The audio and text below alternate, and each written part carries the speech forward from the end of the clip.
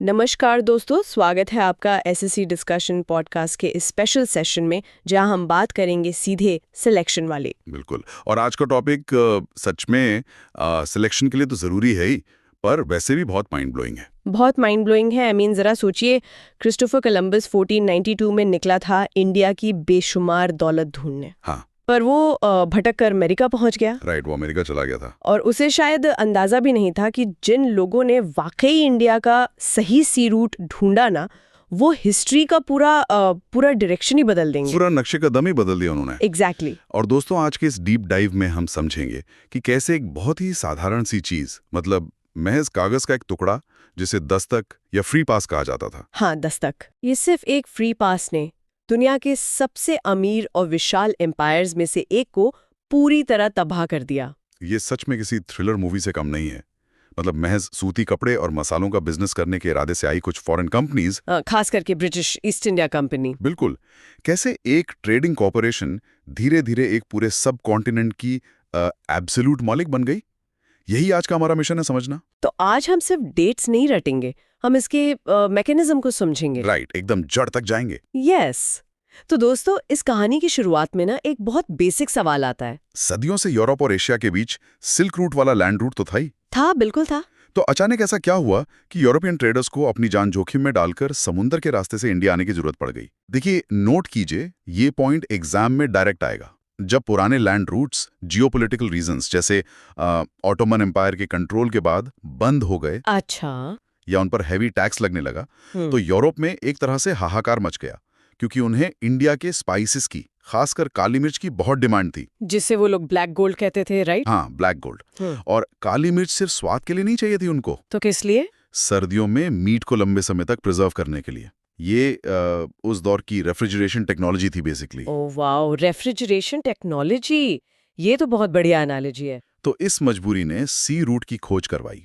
और यहाँ एग्जामिनर्स अक्सर कंफ्यूज करते हैं, तो ध्यान दें, इनके आने का एक स्पेसिफिक ऑर्डर है। वो पीडीएफ वाली ट्रिक से याद करते हैं ना हम? बिल्कुल।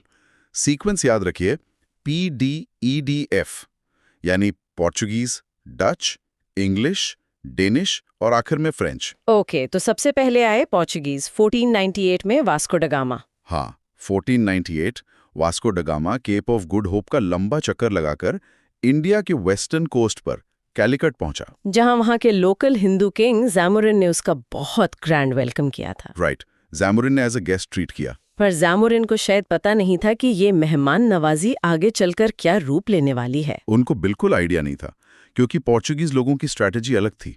उन्होंने जमीन पर डायरेक्ट अटैक नहीं किया। उन्होंने एक पॉलिसी बनाई जिसे हम ब्लू वाटर पॉलिसी कहते हैं। Yes, blue water policy. इसको थोड़ा एक्सप्लेन करिए। मैंने सोर्सेज में पढ़ा तो मुझे लगा कि ये समंदर में किसी माफिया के टोल टैक्स या गुंडा राज जैसा ज्यादा था। ये माफियागिरी ही थी। मैं रीड करता हूँ। The blue water policy was introduced by Francisco de Almeida in 1505। Francisco de Almeida, first Portuguese governor. Right. इस कॉन्सेप्ट को सिंपल हिंदी में समझिए। उन्होंने समंदर को ही अपनी ताकत मान लिया। उनके शिप्स डीप वाटर में चल सकते थे और उन पर भारी तोपें लगी होती थी। तो उनका बेसिकली रूल ये था कि कोई भी शिप बिना उनकी परमिशन के अरब सागर से गुजर नहीं सकता। बिल्कुल। हर इंडियन या अरब ट्रेडिंग शिप को उनसे एक करताज CARTAZ यानी एक परमिट खरीदना होता था। और अगर परमिट नहीं लिया तो शिप को या तो डुबो दिया जाता था या उसका सारा माल लूट लिया जाता था। ये क्लियर कट पायरेसी और टोल टैक्स था। बाप रे। उसके बाद 1509 में अल्फोंसो डे अल्बुकर्के आया। राइट। और अल्बुकर्क थोड़ा ज्यादा एम्बिशियस था। उसने रियलाइज किया कि समंदर कंट्रोल करने के लिए एक सेफ लैंड बेस चाहिए। तो उसने गोवा पर अटैक किया 1510 में। एग्जैक्टली। बीजापुर के सुल्तान से गोवा छीन लिया। और यहाँ एग्जामिनर्स अक्सर एक फैक्ट पर सवाल पूछते हैं, ध्यान दीजिएगा। पोर्टुगीज इंडिया में सबसे पहले आए और सबसे आखिर में गए। यस, 1961 में इंडिपेंडेंस के इतने साल बाद। राइट। तो फर्स्ट मूवर एडवांटेज तो था उनको, लेकिन इतना भारी प्रॉफिट देकर बाकी यूरोपियंस का आना तो तय था। फिर आए डच। आए उन्होंने 1605 में मसूलीपट्टनम में अपनी पहली फैक्ट्री लगाई। पर उनका चैप्टर तो 1759 के बैटल ऑफ बेदारा में क्लोज हो गया था ना। हाँ, ब्रिटिशर्स ने उन्हें बैटल ऑफ बेदारा में हराकर बेसिकली कंप्लीटली बेदखल कर दिया। और तब आते हैं स्टोरी के सबसे डेंजरस खिलाड़ी, British east India company. Right, the EIC। इस डेट को ध्यान में रखें, 31 दिसंबर 1600 को क्वीन एलिजाबेथ फर्स्ट ने एक रॉयल चार्टर साइन किया। मतलब ये कोई नॉर्मल स्टार्टअप नहीं था, इनके पीछे एक पूरे देश का सपोर्ट था। बिल्कुल। फिर 1608 में कैप्टन विलियम हॉकिंस मुगल दरबार आए। राइट। और 1615 में सर थॉमस रू ने रॉयल फरमान ले लिया। उसके बाद 1690 आते आते जॉब चार्नॉक ने कलकत्ता में फोर्ट विलियम की नींव रख दी। और एक मजेदार फैक्ट है यहाँ पर, 1661 में ब्रिटेन के किंग चार्ल्स सेकंड की शादी हुई पोर्चुगीज प्रिंसेस कैथरीन से। हाँ, वो डाउरी वाला सीन। एग्जैक्टली। शादी उनकी हो रही है यूरोप में, और उन्होंने दहेज में क्या दिया? बॉम्बे। हमारा बॉम्बे दहेज में दे दिया गया। ये कॉलोनियल माइंडसेट दिखाता है कि वो इंडिया को किसी अंधी जागीर की तरह ट्रीट कर रहे थे। सच में। पर फिर फ्रेंच भी तो आए 1664 में। फ्रेंच आए जरूर थे, उन्होंने पौंडीचेरी को बेस बनाया, लेकिन साउथ इंडिया में मोनोपोली के चक्कर में उनका EIC से टकराव तय था, जिसे हम कार्नाटिक वॉर्स कहते हैं। राइट। और आखिर में EIC ने उन्हें वॉश कर दिया। हाँ, 1760 का बैटल ऑफ वॉन्डी वॉश। वॉन्डी वॉश से याद रखिए, फ्रेंच पूरी तरह वॉश आउट हो गए। वाह, ये बढ़िया ट्रिक है। बैटल ऑफ वॉन्डी वॉश में फ्रेंच वॉश्ड आउट। अच्छा। तो यहाँ एक टर्निंग पॉइंट आता है। EIC अब तक सिर्फ एक ट्रेडिंग कंपनी थी जो बाकी यूरोपियन से लड़ रही थी। बिल्कुल। पर वो ट्रेडिंग पोर्ट से सीधा तख्त तक, मतलब पॉलिटिकल पावर तक कैसे पहुंच गए? उन्होंने बंगाल को ही अपना टारगेट क्यों बनाया? इसका रीजन बहुत सिंपल है। हाँ। बंगाल उस वक्त इंडिया का सबसे अमीर प्रोविंस था। कॉटन, सिल्क और स्पाइसेस का ग्लोबल हब था वो। पैसा ही पैसा था वहाँ। और EIC को सबसे बड़ी पावर मिली 1717 में। नोट कीजिए, ये कॉन्सेप्ट एग्जाम में पक्का आएगा। कौन सा point? Mughal emperor Farrukhsiyar's golden farman of 1717 which granted the Dastak और फ्री पास। यही वो फ्री पास है जिसकी हमने इंट्रो में बात की थी। पर मुगल एम्परर इतने पावरफुल थे, उन्होंने एक आम सी फॉरेन कंपनी को इतना बड़ा अधिकार क्यों दे दिया? देखिए, फर्रुखसियार ने शॉर्ट टर्म प्रॉफिट देखा। मुगल ट्रेजरी उस वक्त अनस्टेबल थी। EIC ने कहा, हम आपको एक फिक्स्ड एनुअल अमाउंट देंगे, उसके बदले आप हमें बंगाल में टैक्स फ्री ट्रेड का राइट दे दो। अच्छा। पर इस एक फ्री पास ने बंगाल की इकोनॉमी को बर्बाद कैसे किया? मैकेनिज्म समझिए इसका। रूल ये था कि ये दस्तक सिर्फ कंपनी के ऑफिशियल गुड्स के लिए था। कंपनी के ऑफिशियल ट्रेड के लिए। ओके। पर ग्राउंड रियलिटी क्या थी? कंपनी के जो ऑफिसर्स थे, वो अपना पर्सनल साइड हसल, अपना प्राइवेट ट्रेड भी इसी दस्तक को दिखाकर टैक्स फ्री निकालने लगे। ओह, तो मतलब स्मगलिंग एक तरह से देना पड़ रहा था। वो मार्केट में आउट कॉम्पीट हो गए। और बंगाल का पूरा खजाना खाली होने लगा। बिल्कुल। EIC ऑफिसर्स करोड़ोंपति बन रहे थे और नवाब का बैंक अकाउंट जीरो हो रहा था। ये तो एकदम सिस्टम को अंदर से खोखला करने वाली साजिश थी, और इसी की वजह से नवाब सिराजुद्दौला बौखला गए थे ना। हाँ, EIC की इन्हीं हरकतों और फोर्ट विलियम के किलेबंदी को देखकर यंग नवाब सिराजुद्दौला ने 1756 में कलकत्ता पर अटैक कर दिया, जिसके बाद वो इनफेमस ब्लैक होल ट्रेजेडी हुई थी। राइट। नवाब ने लगभग 146 अंग्रेजों को एक छोटी सी कोठरी में बंद कर दिया था, जहां सफोकेशन से उनकी डेथ हो गई। और अंग्रेजों ने इसी ट्रेजेडी को एक बड़ा पॉलिटिकल वेपन बना लिया, और यही लीड करता है 23 जून 1757 के बैटल ऑफ प्लासी तक। प्लासी, यस। एक ऐसी बैटल जो असल में कभी लड़ी ही नहीं गई। वही मैं कहने वाली थी। मैंने सोर्सेज देखे तो EIC की कैजुअलिटीज इतनी कम थीं। क्या हम इसको एक्चुअली एक बैटल कह सकते हैं? नहीं, ये एक धोखा था। रॉबर्ट क्लाइव बहुत शातिर था। वो जानता था कि नवाब की इतनी बड़ी आर्मी को डायरेक्ट फाइट में हराना इम्पॉसिबल है। तो उसने क्या किया? Corporate takeover. उसने नवाब के मेन कमांडर मीर जाफर और बंगाल के सबसे बड़े फाइनेंसियर जगत सेठ, दोनों को पहले ही हैवी ब्राइब देकर खरीद लिया। मतलब बोर्ड मेंबर्स को ही फ्लिप कर दिया। एग्जैक्ट वही हुआ। जब मैदान में दोनों आर्मीज आमने सामने आईं, तो मीर जाफर के अंडर जो नवाब की आधी आर्मी थी, उसने वेपन्स ही नहीं उठाए। वाओ, नवाब सिराजुद्दौला बिना एक्चुअली लड़े ही हार गए। राइट। और क्लाइव ने मीर जाफर को गद्दी पर बिठा दिया एज अ पपेट नवाब। कठपुतली सरकार बन गई। सारी पावर क्लाइव के हाथ में और रिस्पॉन्सिबिलिटी मीर जाफर की। और ये पपेट गवर्नमेंट का लॉजिक हमेशा चलता नहीं है ना? नहीं चलता। और वही हुआ। जब मीर जाफर के बाद उसका दामाद मीर कासिम नवाब बना, तो उसने ये स्कैम पकड़ लिया। उसने देखा कि AIC फ्री पास का गलत यूज कर रही है। बिल्कुल। तो उसने सबके लिए, सारे इंडियन ट्रेडर्स के लिए भी टैक्स हटा दिया। और ये बात EIC को नेचुरली बिल्कुल पसंद नहीं आई, उनकी मोनोपोली जो खत्म हो रही थी। तो इसका डायरेक्ट नतीजा था 22 अक्टूबर 1764 का बैटल ऑफ बक्सर। नोट कीजिए, बैटल ऑफ बक्सर।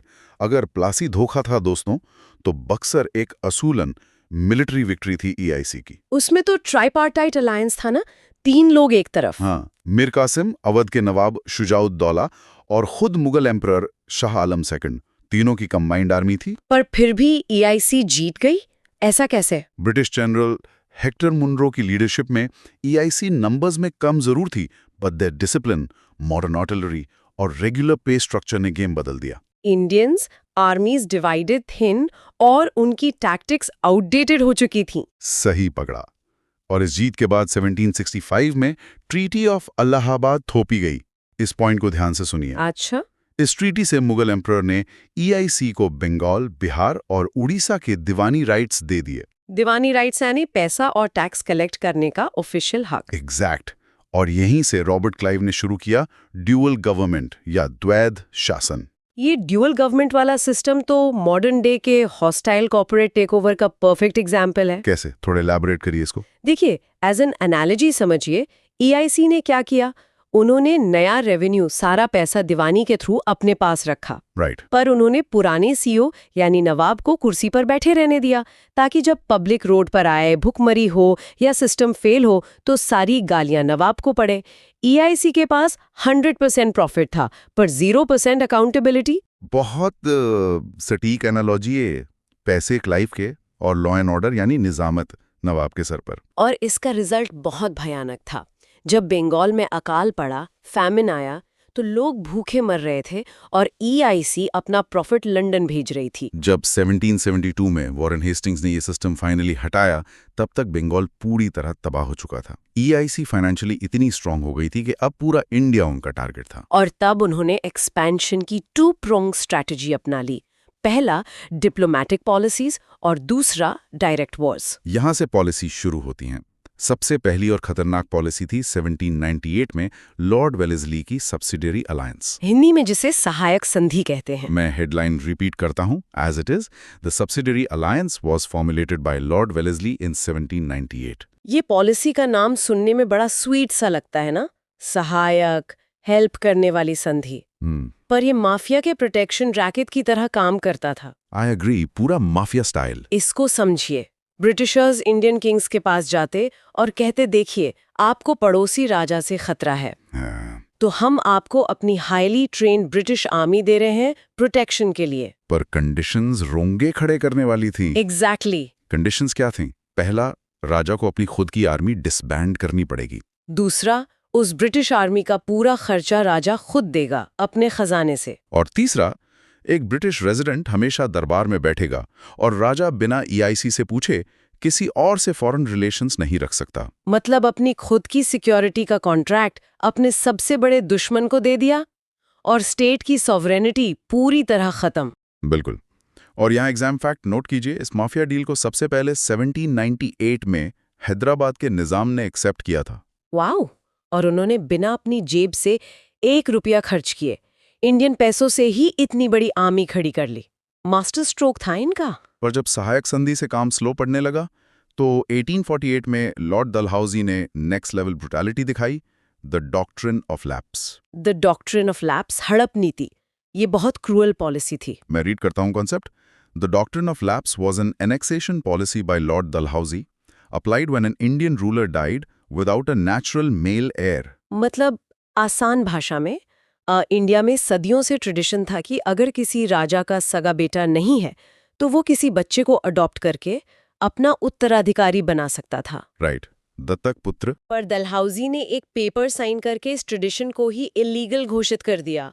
अगर सगा बेटा नहीं है, तो EIC सीधे वो स्टेट हड़प लेगी। सही बताया। और इसका सीक्वेंस नोट करिए सभी स्टूडेंट्स। सबसे पहले 1848 में सतारा, फिर जैतपुर और उदयपुर। फिर आती है झांसी 1853 में और नागपुर 1854 में। झांसी का एक्विजिशन तो हम सबको याद है, रानी लक्ष्मीबाई का संघर्ष। बिल्कुल, पर इस सब में सबसे बेशर्म एनेक्सेशन कौन सा था बताइए? अवध का 1856 में। एग्जैक्टली। क्योंकि अवध के नवाब का तो अपना खुद का बेटा था ना। हाँ, उनका नेचुरल एयर था। तो ईआईसी ने एक नया और फर्जी रीजन दे दिया, मिस गवर्नेंस, यानी कुशासन का आरोप लगा दिया। मतलब उन्होंने कहा कि आपसे एडमिनिस्ट्रेशन ठीक से नहीं हो रहा, इसलिए हम आपसे आपका राज्य ले रहे हैं। ये क्लियर फ्रॉड था और यही एनेक्सेशन 1857 के ईआईसी के खिलाफ महान विद्रोह का सबसे बड़ा ट्रिगरिंग पॉइंट बना। खासकर अवध के ईआईसी सोल्जर्स में बहुत गुस्सा आ गया था। पर जो किंग्स इन पॉलिसीज के आगे नहीं झुके, उनके साथ ईआईसी ने डायरेक्ट वॉर्स भी लड़ी, जैसे साउथ में मैसूर। हैदर अली और Tipu Sultan. Tipu Sultan, the tiger of Mysore. Tipu Sultan की सोच बाकी इंडियन किंग से बहुत एडवांस थी। वो जानते थे कि ईआईसी को आप पुरानी तलवारों से नहीं हरा सकते। मैंने सोर्सेज में पढ़ा कि वो लिटरली फ्रेंच टेक्नोलॉजी की मदद से अपनी आर्मी मॉडर्नाइज कर रहे थे। उन्होंने रॉकेट टेक्नोलॉजी यूज की। और तो और, वो फ्रेंच रेवोल्यूशन के आइडियल से इतने इन्फ्लुएंस हुए कि वो जैकोबिन क्लब के मेंबर भी बन गए थे। टीपू सुल्तान की यही मॉडर्न और ग्लोबल अप्रोच ही ईआईसी के लिए सबसे बड़ा खतरा थी। उन्हें पता था ये आदमी उन्हें इजीली इंडिया छोड़ने पे मजबूर कर सकता है। इसलिए ईआईसी ने मैसूर के साथ पूरे 4 भयानक वॉर्स लड़े। सेकेंड वॉर में हैदर अली की डेथ हुई और ट्रीटी ऑफ मैंगलोर साइन हुई। थर्ड वॉर में टिपू को ईआईसी, मराठास और निजाम की कंबाइंड आर्मी ने हरा दिया और ह्यूमिलिएटिंग ट्रीटी ऑफ सेरिंगपट्टनम करनी पड़ी। और फाइनली 1799 के फोर्थ एंग्लो मैसूर वॉर में अपनी कैपिटल बचाते हुए टीपू सुल्तान शहीद हो गए। लॉर्ड वेलेस्ली थे उस वक्त गवर्नर जनरल।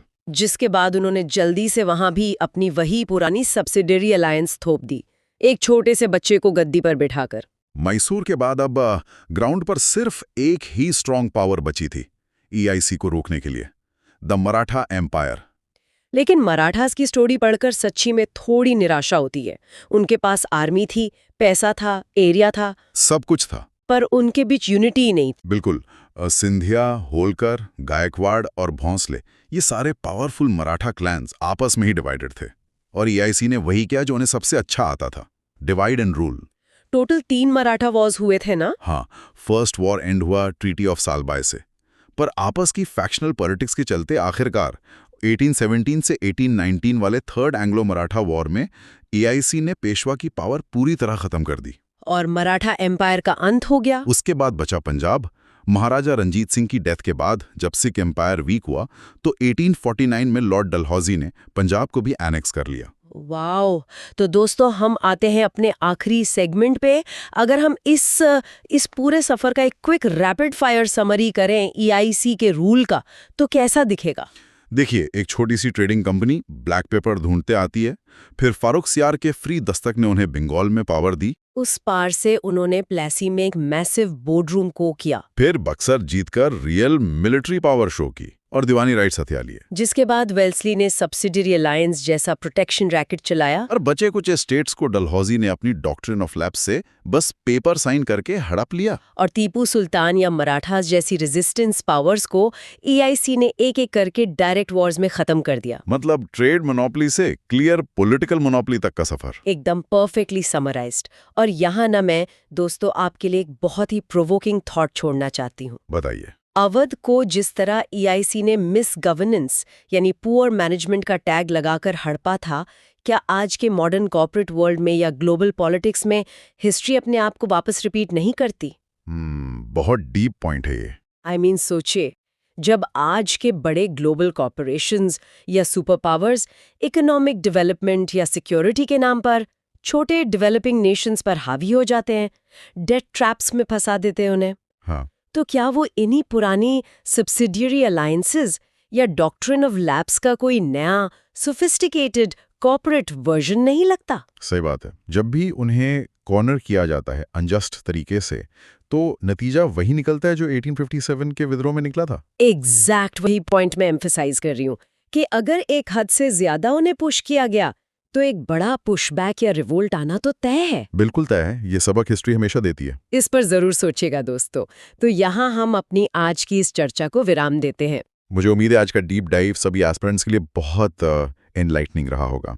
कॉन्सेप्ट भी क्लियर, डेट्स भी क्लियर। पढ़ते रहिए और याद रखिए, सवाल से सिलेक्शन तक का सफर हम साथ तय करेंगे। Subscribe to SSC discussion podcast now. जय हिंद। नमस्कार दोस्तों, स्वागत है आपका एसएससी डिस्कशन पॉडकास्ट के स्पेशल सेशन में, जहां हम बात करेंगे सीधे सिलेक्शन वाली। आज के इस डीप डाइव में ना मेरे पास शुरुआत में ही छोटा सा सवाल है आप सबके लिए। एक ऐसी स्थिति की कल्पना कीजिए जहां आप अपने शहर के विकास के लिए सरकार को मान लीजिए 100 रुपए टैक्स देते हैं। राइट। वो 100 रुपए शहर की भलाई के लिए? बिल्कुल। लेकिन सरकार उन 100 रुपयों से आपके शहर में सड़क बनाने के बजाय आपके ही खेत से 100 रुपए का गेहूं खरीद लेती है। अच्छा, मतलब मेरी टैक्स के पैसे से मेरा ही अनाज खरीद लिया। एग्जैक्टली। फिर उस गेहूं को एक दूसरे देश में ले जाकर महंगे दाम पर बेच देती है और जो मुनाफा होता है वो भी अपने पास रख लेती है।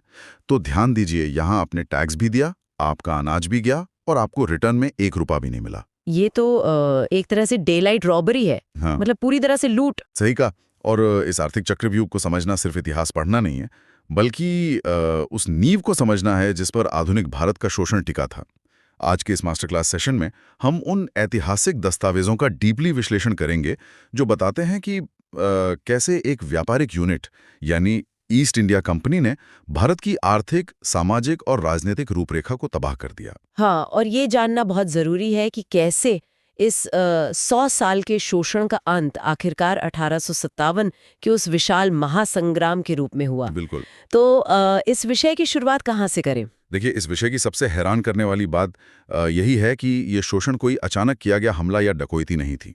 जब हम इन ऐतिहासिक स्रोतों की गहराई में जाते हैं तो पता चलता है कि ये एक बेहद सुनियोजित, मतलब वेल प्लान्ड, कानूनी रूप से बनाई गई एक ऐसी प्रणाली थी जिसे इंपीरियलिज्म या साम्राज्यवाद का एक मास्टर क्लास कहा जा सकता है। राइट। मतलब उन्होंने बस आकर हमारे खजाने नहीं लूटे। नहीं, उन्होंने हमारी पूरी आर्थिक सप्लाई चेन को अपने फायदे के लिए रिस्ट्रक्चर कर दिया, एक नया सिस्टम बना दिया।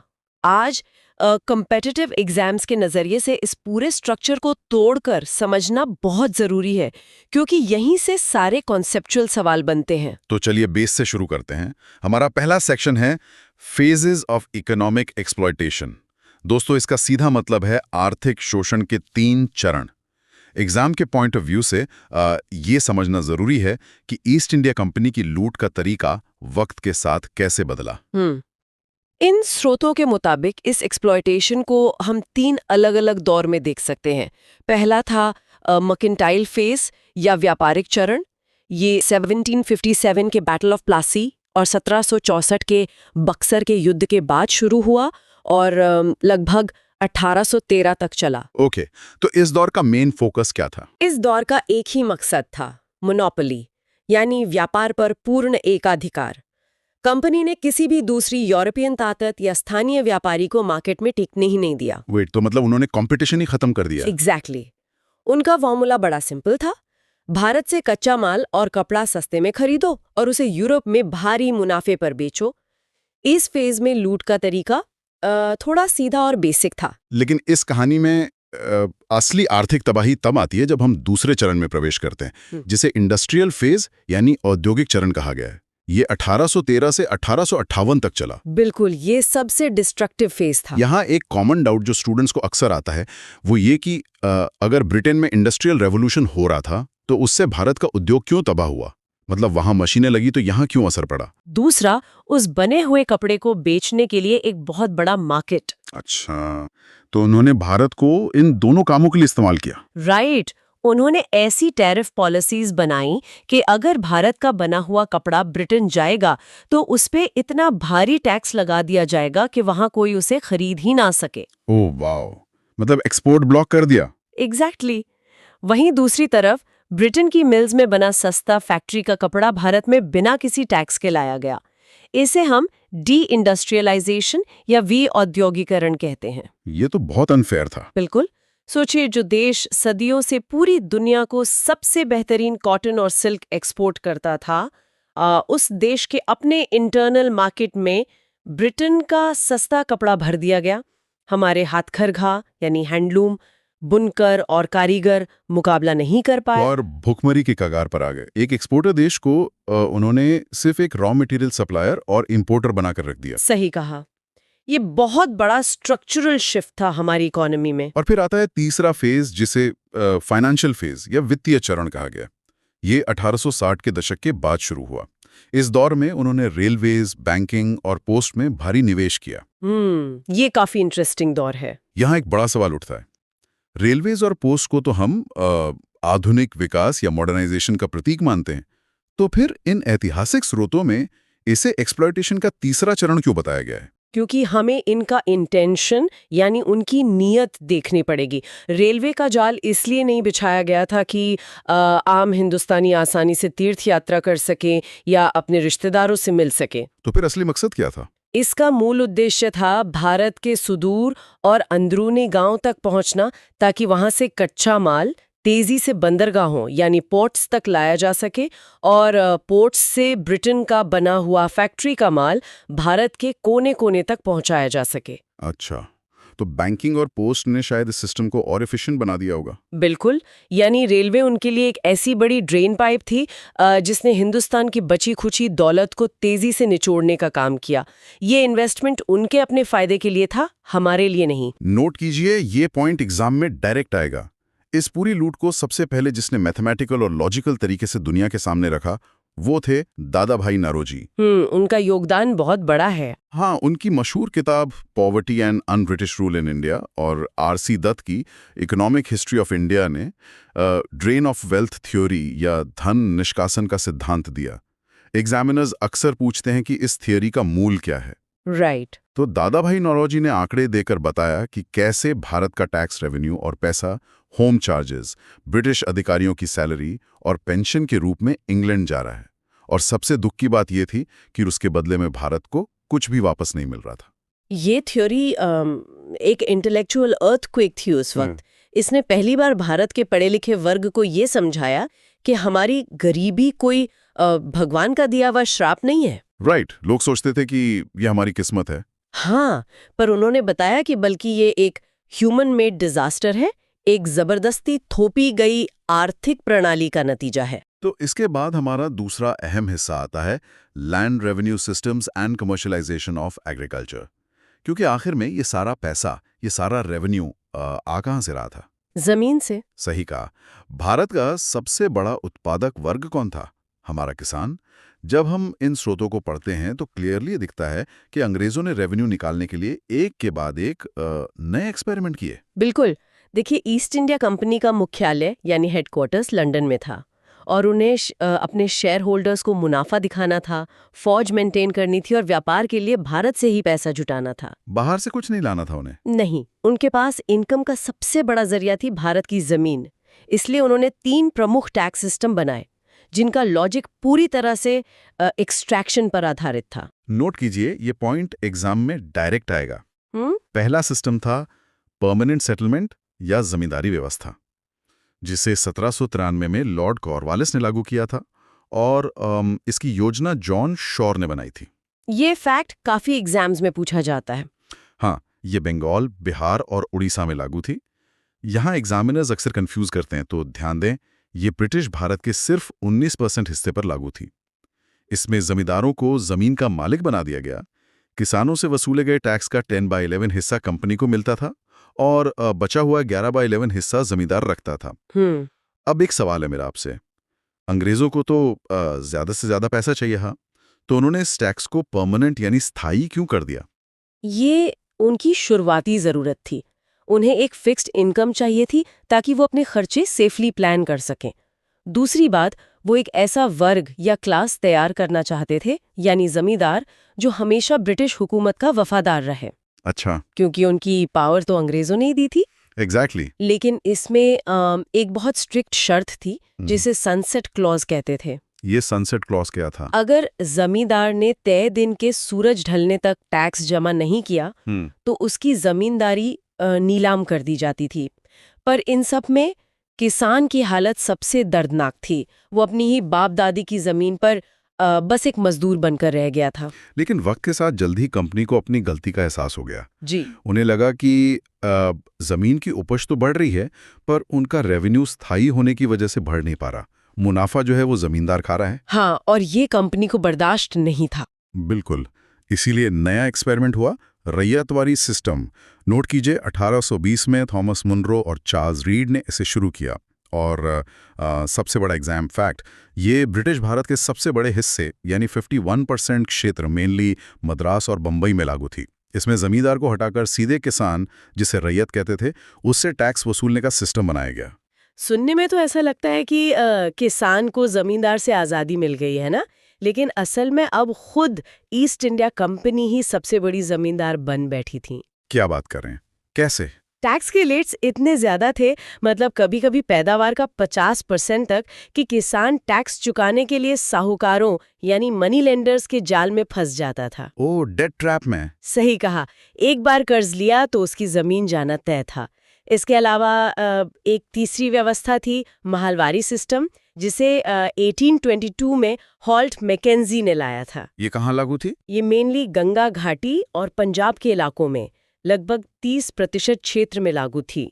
इसमें पूरे गांव को, जिसे महाल कहा जाता था, उस पर एक साथ टैक्स लगाया गया और गांव के मुखिया को टैक्स जमा करने की जिम्मेदारी दी गई। यानी चाहे सिस्टम कोई भी हो, टारगेट एक ही था, किसान का खून चूसना। और इस आर्थिक शोषण में एक और बहुत डार्क चैप्टर जुड़ता है, कमर्शियलाइजेशन ऑफ एग्रीकल्चर, यानी कृषि का व्यापारीकरण। किसानों को अब अपना अनाज उगाने की आज़ादी भी नहीं थी। सही पकड़ा आपने। ब्रिटेन की इंडस्ट्रीज को रॉ मटेरियल चाहिए था, इसलिए अंग्रेजों ने किसानों को मजबूर किया कि वो खाने वाले अनाज की बजाय कैश क्रॉप्स उगाएं। जैसे कॉटन, जूट, अफीम और इंडिगो यानी नील। अब आप खुद सोचिए, जब पूरे देश में अनाज की बजाय इन नकदी फसलों की खेती होने लगी तो इसका डायरेक्ट परिणाम क्या होगा? फेमाइन्स, भयंकर अकाल पड़ेंगे। एग्जैक्टली, लाखों लोग भूख से तड़प कर मर गए। और ये कोई प्राकृतिक आपदा नहीं थी, ये पूरी तरह से मानव निर्मित यानी ह्यूमन मेड डिजास्टर था। और इसका सबसे ब्रूटल एग्जाम्पल हम देखते हैं बिहार के चंपारण में। नोट कीजिए, ये पॉइंट एग्जाम में डायरेक्ट आएगा। वहां की तिनकठिया प्रथा, जहां किसानों को अपनी जमीन के 3/10वें हिस्से पर लाजमी रूप से नील यानी इंडिगो उगाना पड़ता था। हाँ, और नील की खेती का नुकसान ये था कि वो जमीन को बंजर बना देती थी, उसकी फर्टिलिटी खत्म हो जाती थी। और किसान को इसका सही दाम भी नहीं मिलता था। इसी खत्म करने के लिए 1917 में महात्मा गांधी ने अपना पहला बड़ा सत्याग्रह किया था भारत में। खैर, अब जब एक समाज इतने भयानक आर्थिक और कृषि संकट से गुजर रहा हो, तो उस समाज की अपनी आंतरिक या इंटरनल कमजोरियां भी उभर कर आती हैं। और यही हमें हमारे अगले सेक्शन की तरफ ले जाता है, the Indian renaissance and socio religious reform movements. ये सेक्शन बहुत डीप है। हमें समझना होगा कि कोई भी बाहरी ताकत किसी देश पर तब तक राज नहीं कर सकती जब तक वो समाज अंदर से खोखला ना हो। बहुत बड़ा पॉइंट है ये। उस वक्त के आम हिंदुस्तानी समाज में सती प्रथा, बाल विवाह, छुआछूत और महिलाओं की अशिक्षा जैसी ऐसी बीमारियां फैल चुकी थी जिसने हमारी आत्मा को, हमारी यूनिटी को कमजोर कर दिया था। और भूख और गरीबी ने इस निराशा को और बढ़ा दिया था। बिल्कुल। इसलिए ब्रिटिश शोषण से एकजुट होकर लड़ने से पहले उस आंतरिक कचरे को साफ करना बहुत जरूरी था। इन समाज सुधारकों का काम सिर्फ धार्मिक कर्मकांडों को ठीक करना नहीं था, बल्कि उन्होंने भारतीयों के खोए हुए आत्मसम्मान यानी सेल्फ एस्टीम को वापस लाने का काम किया। नोट कीजिए, ये पॉइंट एग्जाम में डायरेक्ट आएगा। इस रेनेसांस की शुरुआत करने वाले व्यक्ति थे राजा राम मोहन रॉय, जिन्हें फादर ऑफ इंडियन रेनेसांस कहा जाता है। उन्हें राजा की उपाधि मुगल सम्राट अकबर II ने दी थी। ये डिटेल अक्सर आती है एग्जाम्स में। हाँ, उन्होंने 1815 में आत्मीय सभा और 1828 में कलकत्ता में ब्रह्मो समाज की स्थापना की। एग्जामिनर्स अक्सर पूछते हैं कि इनका मूल विचार क्या था।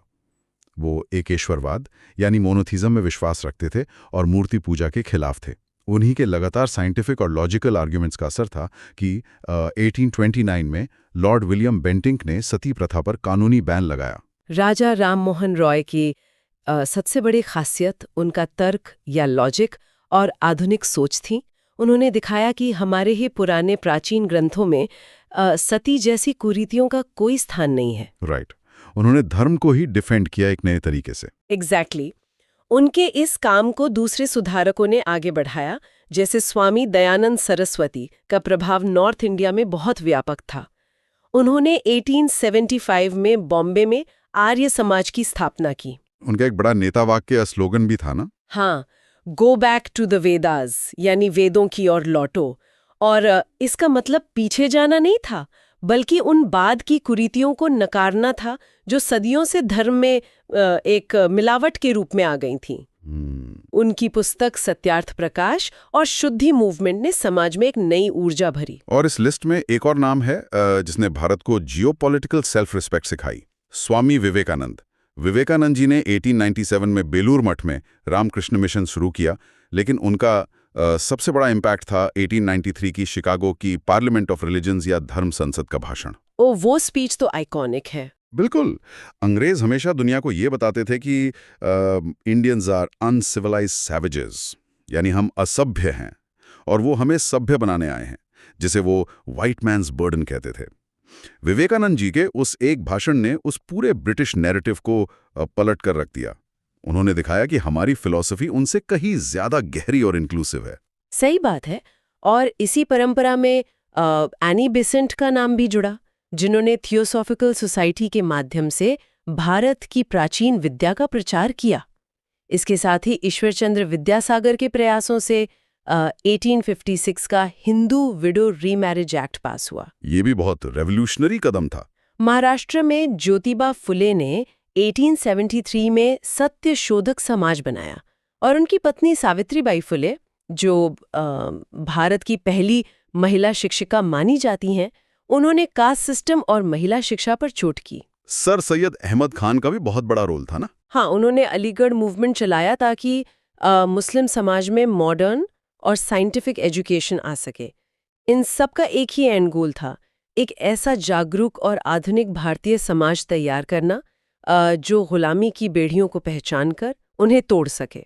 और यही आग, यानी ये आर्थिक तबाही और सामाजिक जागरूकता का कॉम्बिनेशन हमें ले जाता है हमारे अगले और सबसे एक्सप्लोसिव सेक्शन पर, the revolt of 1857, causes and consequences. एक तरफ लोग भूख से मर रहे थे, दूसरी तरफ जमींदार अपनी जमीनें खो रहे थे, और तीसरी तरफ अंग्रेज अब सीधे हमारे धर्म और सामाजिक मामलों में दखल दे रहे थे। राइट, एक परफेक्ट स्टॉर्म बन चुका था। ऐसे में एक प्रेशर कुकर बन चुका था जिसे फटने के लिए सिर्फ एक छोटी सी चिंगारी की जरूरत थी। इस रिवोल्ट के कारणों को अगर हम डीप लेवल पर एनालाइज करें तो वो अचानक फूटा हुआ गुस्सा नहीं था। जैसे ही राजनीतिक कारणों में सबसे विषैला या टॉक्सिक कड़ी थी लॉर्ड डलहौजी की डॉक्ट्रिन ऑफ लैप्स या हड़प नीति। इसे थोड़ा डिटेल में समझाएं प्लीज। बेसिकली अगर किसी शासक का अपना खूनी वारिस नहीं है तो वो किसी को गोद यानी एडॉप्ट नहीं ले सकता था, और उसकी जमीन अंग्रेज खुद हड़प लेते थे। झांसी और सतारा इसी तरह उनके कंट्रोल में आए। और अवध के साथ जो हुआ वो तो और भी अजीब था। हाँ, अवध जैसी वफादार रियासत पर तो उन्होंने सिर्फ कुशासन या मैल एडमिनिस्ट्रेशन का आरोप लगाकर कब्जा कर लिया। नाना साहिब जैसे पेशवा की पेंशन रोक दी गई। ये देश के ट्रेडिशनल रूलर्स के लिए एक अस्तित्व का सवाल था, सर्वाइवल का। यहाँ एग्जामिनर्स अक्सर कंफ्यूज करते हैं, तो ध्यान दें। आमतौर पर स्टूडेंट समझते हैं कि 1857 का रिवोल्ट सिर्फ ग्रीस्ड कार्ट्रिजेस या चर्बी युक्त कारतूस की वजह से हुआ था, लेकिन वो सिर्फ एक इमीडिएट कॉज या तात्कालिक कारण था। अंडरलाइंग रूट कॉजेज आर्थिक और धार्मिक थे। एग्जैक्टली। अंग्रेजों ने जब सती प्रथा पर बैन लगाया या विडो रीमैरिज को अलाउ किया, भले ही वो अच्छे कदम थे, लेकिन आम रूढ़िवादी समाज को लगा कि ये उनके धर्म को खत्म करने और उन्हें ईसाई बनाने की साजिश है। और इसमें सैन्य या मिलिट्री कारण भी बराबर के हिस्सेदार थे। जैसे 1856 का जनरल सर्विस एनलिस्टमेंट एक्ट लागू किया गया, जिसके तहत भारतीय सिपाहियों को समुद्र पार करके ब्रिटिश युद्धों में लड़ना अनिवार्य कर दिया गया, जो कि उस वक्त एक ताबू था। हाँ, उस दौर के सामाजिक नियम के अनुसार समुद्र पार करने को धर्म भ्रष्ट होने के समान माना जाता था। ऊपर से सिपाहियों को अंग्रेज ऑफिसर्स से कामौकात दी जाती थी, प्रमोशन नहीं मिलते थे। और फिर आता है वो इमीडिएट स्पार्क नई एनफील्ड राइफल। अफवाह ये थी, जो बाद में सच भी साबित हुई, कि इस राइफल के कारबूसों पर जो ग्रीस्ड पेपर होता था, उसमें गाय और सूअर यानी काउ एंड पिग की चर्बी थी। ये एक बहुत बड़ा रिलीजियस ट्रिगर था। बिल्कुल। हिंदू और मुस्लिम दोनों ही सिपाहियों के लिए ये सीधा उनके धर्म और ईमान पर हमला था। 29 मार्च 1857 को बैरकपुर में मंगल पांडे ने इन कारतूसों का इस्तेमाल करने से इनकार कर दिया और बगावत की शुरुआत की। उन्हें 8 अप्रैल को फांसी दी गई और 10 मई को मीरठ में सेना ने खुला विद्रोह कर दिया। और उसके बाद वो सीधे दिल्ली पहुंच गए, है ना? हाँ, वो लोग सीधे दिल्ली पहुंच गए और 82 साल के बहादुर शाह जफर को भारत का सम्राट घोषित कर दिया। इस विद्रोह की आग ऐसी थी कि कानपुर से नाना साहब और उनके सेनापति तात्या टोपे, लखनऊ से बेगम हजरत महल और बिहार से 80 साल के कुंवर सिंह मैदान में उतर आए। क्या जुनून रहा होगा उस वक्त? बिल्कुल। झांसी की रानी लक्ष्मीबाई का शौर्य इतना महान था कि उनके सामने लड़ने वाले ब्रिटिश जनरल ह्यू रोज को कहना पड़ा कि इन सभी विद्रोहियों में ये अकेली एक मर्द थीं। हालांकि इसकी असफलता की वजह ये रही कि इसमें मॉडर्न हथियारों की कमी थी। पूरा देश, खासकर दक्षिण भारत, इसमें शामिल नहीं हुआ था और अलग अलग नेतृत्व अपने अपने निजी हितों के लिए लड़ रहे थे। नोट कीजिए, ये पॉइंट एग्जाम में डायरेक्ट आएगा। इस रिवोल्ट के नेचर को लेकर हिस्टोरियंस में बहुत मतभेद है, यानी डिबेट है। ब्रिटिश हिस्टोरियंस जैसे जॉन सीली इसे सिर्फ एक सिपॉय म्यूटिनी या सिपाही विद्रोह कहकर इसकी अहमियत कम करने की कोशिश करते हैं, जो कि कंप्लीटली बायस्ड व्यू है। सही कहा। लेकिन वीडी सावरकर ने अपनी किताब में इसे पूरे दावे के साथ फर्स्ट वॉर ऑफ इंडिपेंडेंस यानी प्रथम स्वतंत्रता संग्राम कहा है। कार्ल मार्क्स ने भी अपने लेखों में इसे एक राष्ट्रीय विद्रोह का दर्जा दिया। इसने साबित कर दिया था कि अब भारत में उनका राज इतनी शांति से नहीं चलने वाला। और यही हमें हमारे अंतिम चरण या निष्कर्ष की तरफ लाता है। Government of India act 1858। 1857 के महासंग्राम ने पूरे ब्रिटिश पार्लियामेंट को हिलाकर रख दिया। उन्हें समझ आ गया कि अब सिस्टम चेंज करना पड़ेगा। एग्जैक्टली। उन्हें समझ आ गया कि ईस्ट इंडिया कंपनी जैसी एक कमर्शियल बॉडी अब इस विशाल सब कॉन्टिनेंट को कंट्रोल नहीं कर सकती। इस एक्ट के तहत कंपनी का शासन पूरी तरह खत्म कर दिया गया और भारत की सत्ता सीधे ब्रिटिश क्राउन या ताज के हाथों में चली गई। यानी अब रानी डायरेक्ट राज करेंगी। हाँ, गवर्नर जनरल के पद को अब वाइसरॉय यानी क्राउन का सीधा प्रतिनिधि का नाम दिया गया और लॉर्ड कैनिंग भारत के पहले वाइसरॉय बने। हड़प नीति या डॉक्ट्रिन ऑफ लैप्स को भी वापस ले लिया गया। दोस्तों, तो इस पूरे डिस्कशन से हमने क्या सीखा? कैसे कंपनी आई, आर्थिक प्रणाली को तबाह किया, खेती को कैश क्रॉप्स में बदला और इस सारे दर्द ने समाज को जगाकर एक ऐसे महासंग्राम को जन्म दिया जिसने आगे चलकर आज़ादी की पूरी लड़ाई का एक ब्लूप्रिंट तैयार किया। लेकिन इस क्लास को ख़त्म करने से पहले मैं कॉम्पिटिटिव एस्पिरेंट्स के दिमाग में एक एनालिटिकल थॉट छोड़ना चाहती हूँ। जरूर। जिनमें बड़े बड़े वादे किए गए कि अब भारतीयों के साथ न्याय होगा। लेकिन सोचिए, क्या ब्रिटिश क्राउन का सीधा शासन वाकई में कंपनी के शासन से अलग था?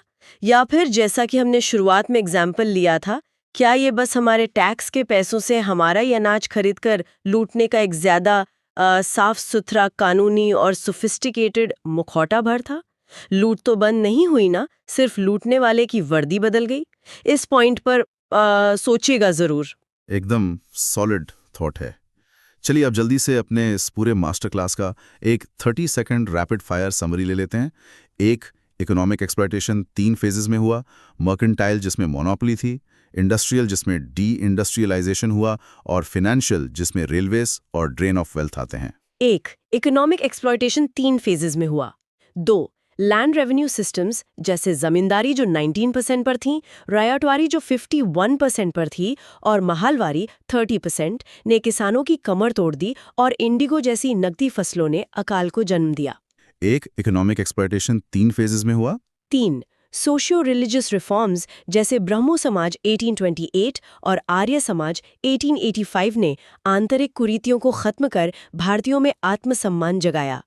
एक, इकोनॉमिक एक्सप्लॉयटेशन 3 फेजेस में हुआ। 4, इन्हीं सब परेशानियों और डॉक्ट्रिन ऑफ लैप्स जैसे कानूनों ने 1857 के उस विशाल विद्रोह को जन्म दिया, जिसका नतीजा ये हुआ कि 1858 में ईस्ट इंडिया कंपनी हमेशा के लिए खत्म हो गई और क्राउन रूल आ गया। एक, इकोनॉमिक एक्सप्लॉयटेशन 3 फेजेस में हुआ। दोस्तों, पढ़ते रहिए और याद रखिए, सवाल से सिलेक्शन तक का सफर हम साथ तय करेंगे। Subscribe to SSC discussion podcast now.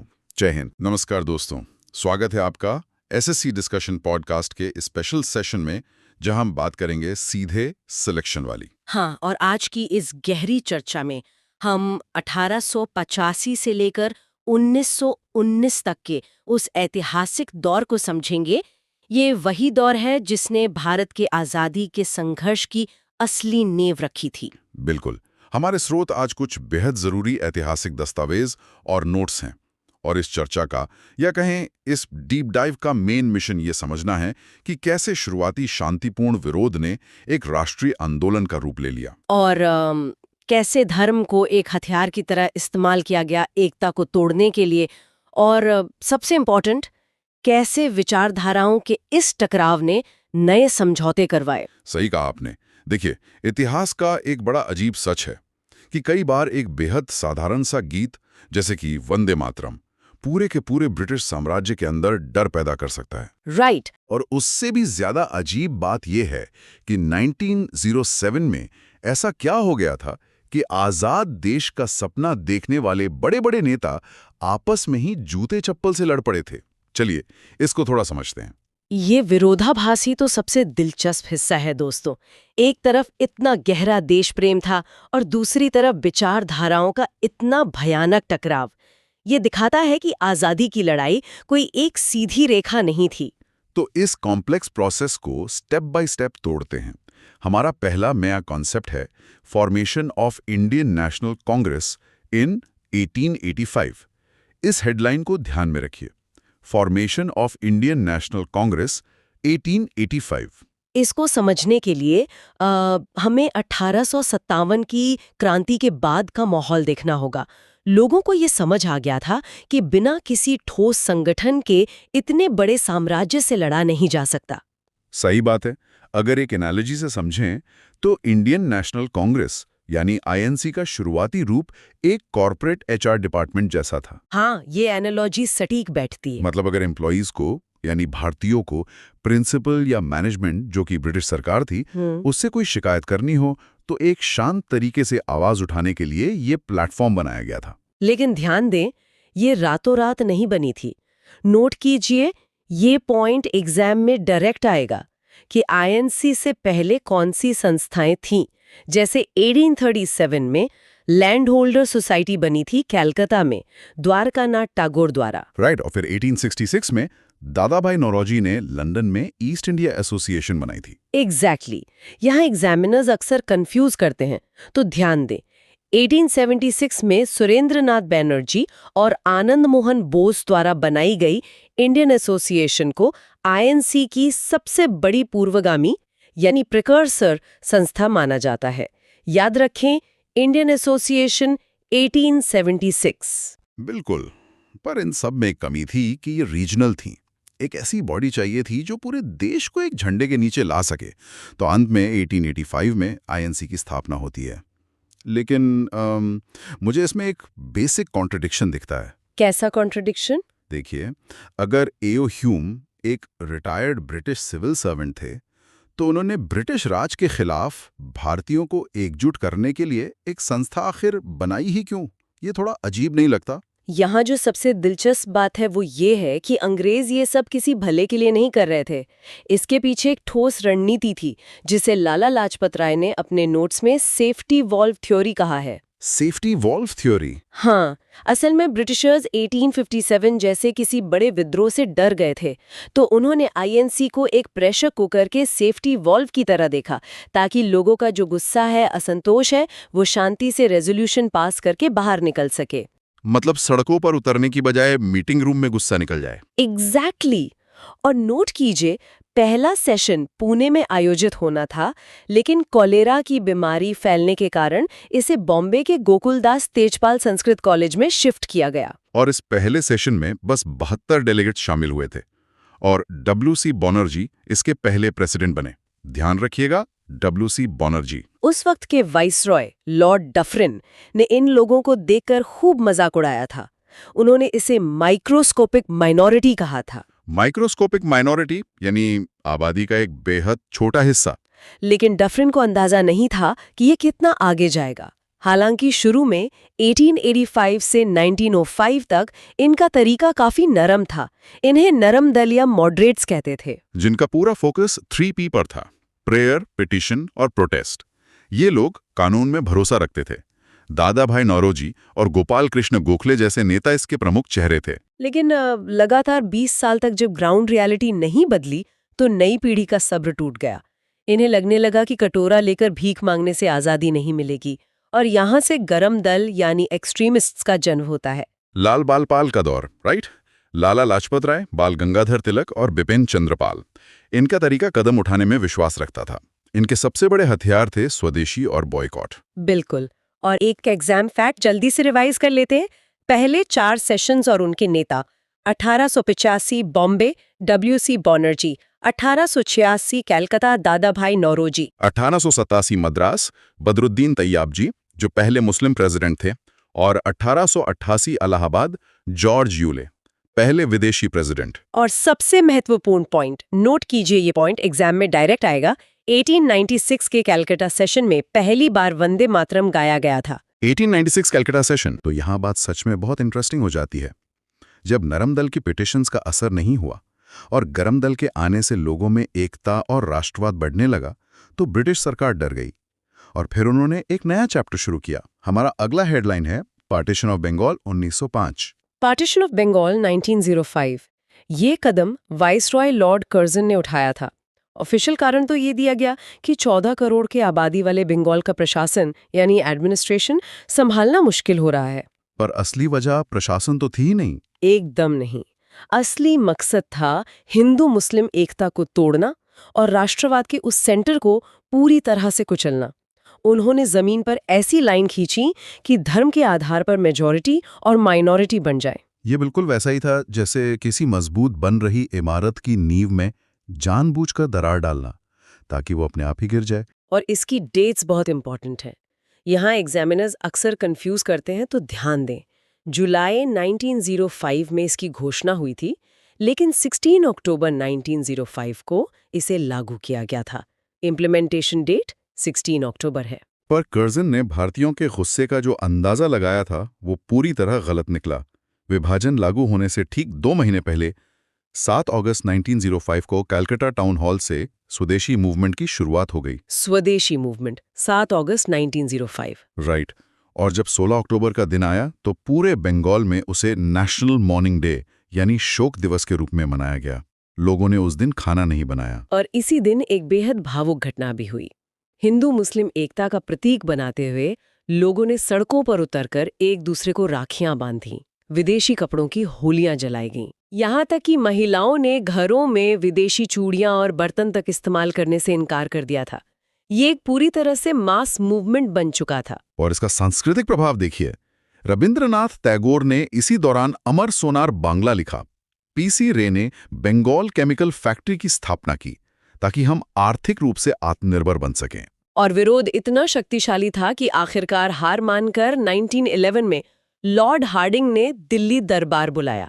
वहां बंगाल विभाजन को रद्द यानी अन्यूल किया गया और राजधानी को कलकत्ता से दिल्ली शिफ्ट करने की घोषणा हुई। पर दोस्तों, विभाजन रद्द होने का मतलब ये बिल्कुल नहीं था कि अंग्रेजों की डिवाइड एंड रूल वाली पॉलिसी फेल हो गई। जमीन भले ही नहीं बनी, लेकिन उन्होंने दिलों में दरार डालने का बीज बो दिया था। बिल्कुल। और वही बीज आने वाले दशक में नई संस्थाओं और टूट-फूट के रूप में उभर कर सामने आया, जिसे हम अगले हिस्से में देखेंगे। तो अगला कॉन्सेप्ट और हेडलाइन ध्यान से सुनिए। Splits, pacts and reforms from 1906 to 1919। स्वदेशी आंदोलन के दौरान कुछ मुस्लिम्स डर गए थे कि आज़ादी के बाद हिंदू मेजॉरिटी उन पर हावी ना हो जाए, उनकी आवाज दब ना जाए, और ब्रिटिशर्स ने इसी डर का पूरा फायदा उठाया। उन्होंने पर्दे के पीछे से इन नेताओं को हवा दी, जिसका नतीजा था 1906 में मुस्लिम लीग का गठन। नोट कीजिए, ये पॉइंट एग्जाम में डायरेक्ट आएगा। 1906 में ढाका में आगा खान और नवाब सलीमुल्लाह द्वारा मुस्लिम लीग बनाई गई। और हैरानी के बाद देखिए कि शुरू में इस मुस्लिम लीग ने बंगाल विभाजन का खुलकर समर्थन किया था, क्योंकि इन्हें लग रहा था कि अलग इलाके में उनकी पावर बढ़ेगी। एक तरफ नई पार्टी बन रही थी और दूसरी तरफ आईएनसी के अंदर मतभेद अपने उरूज पर था।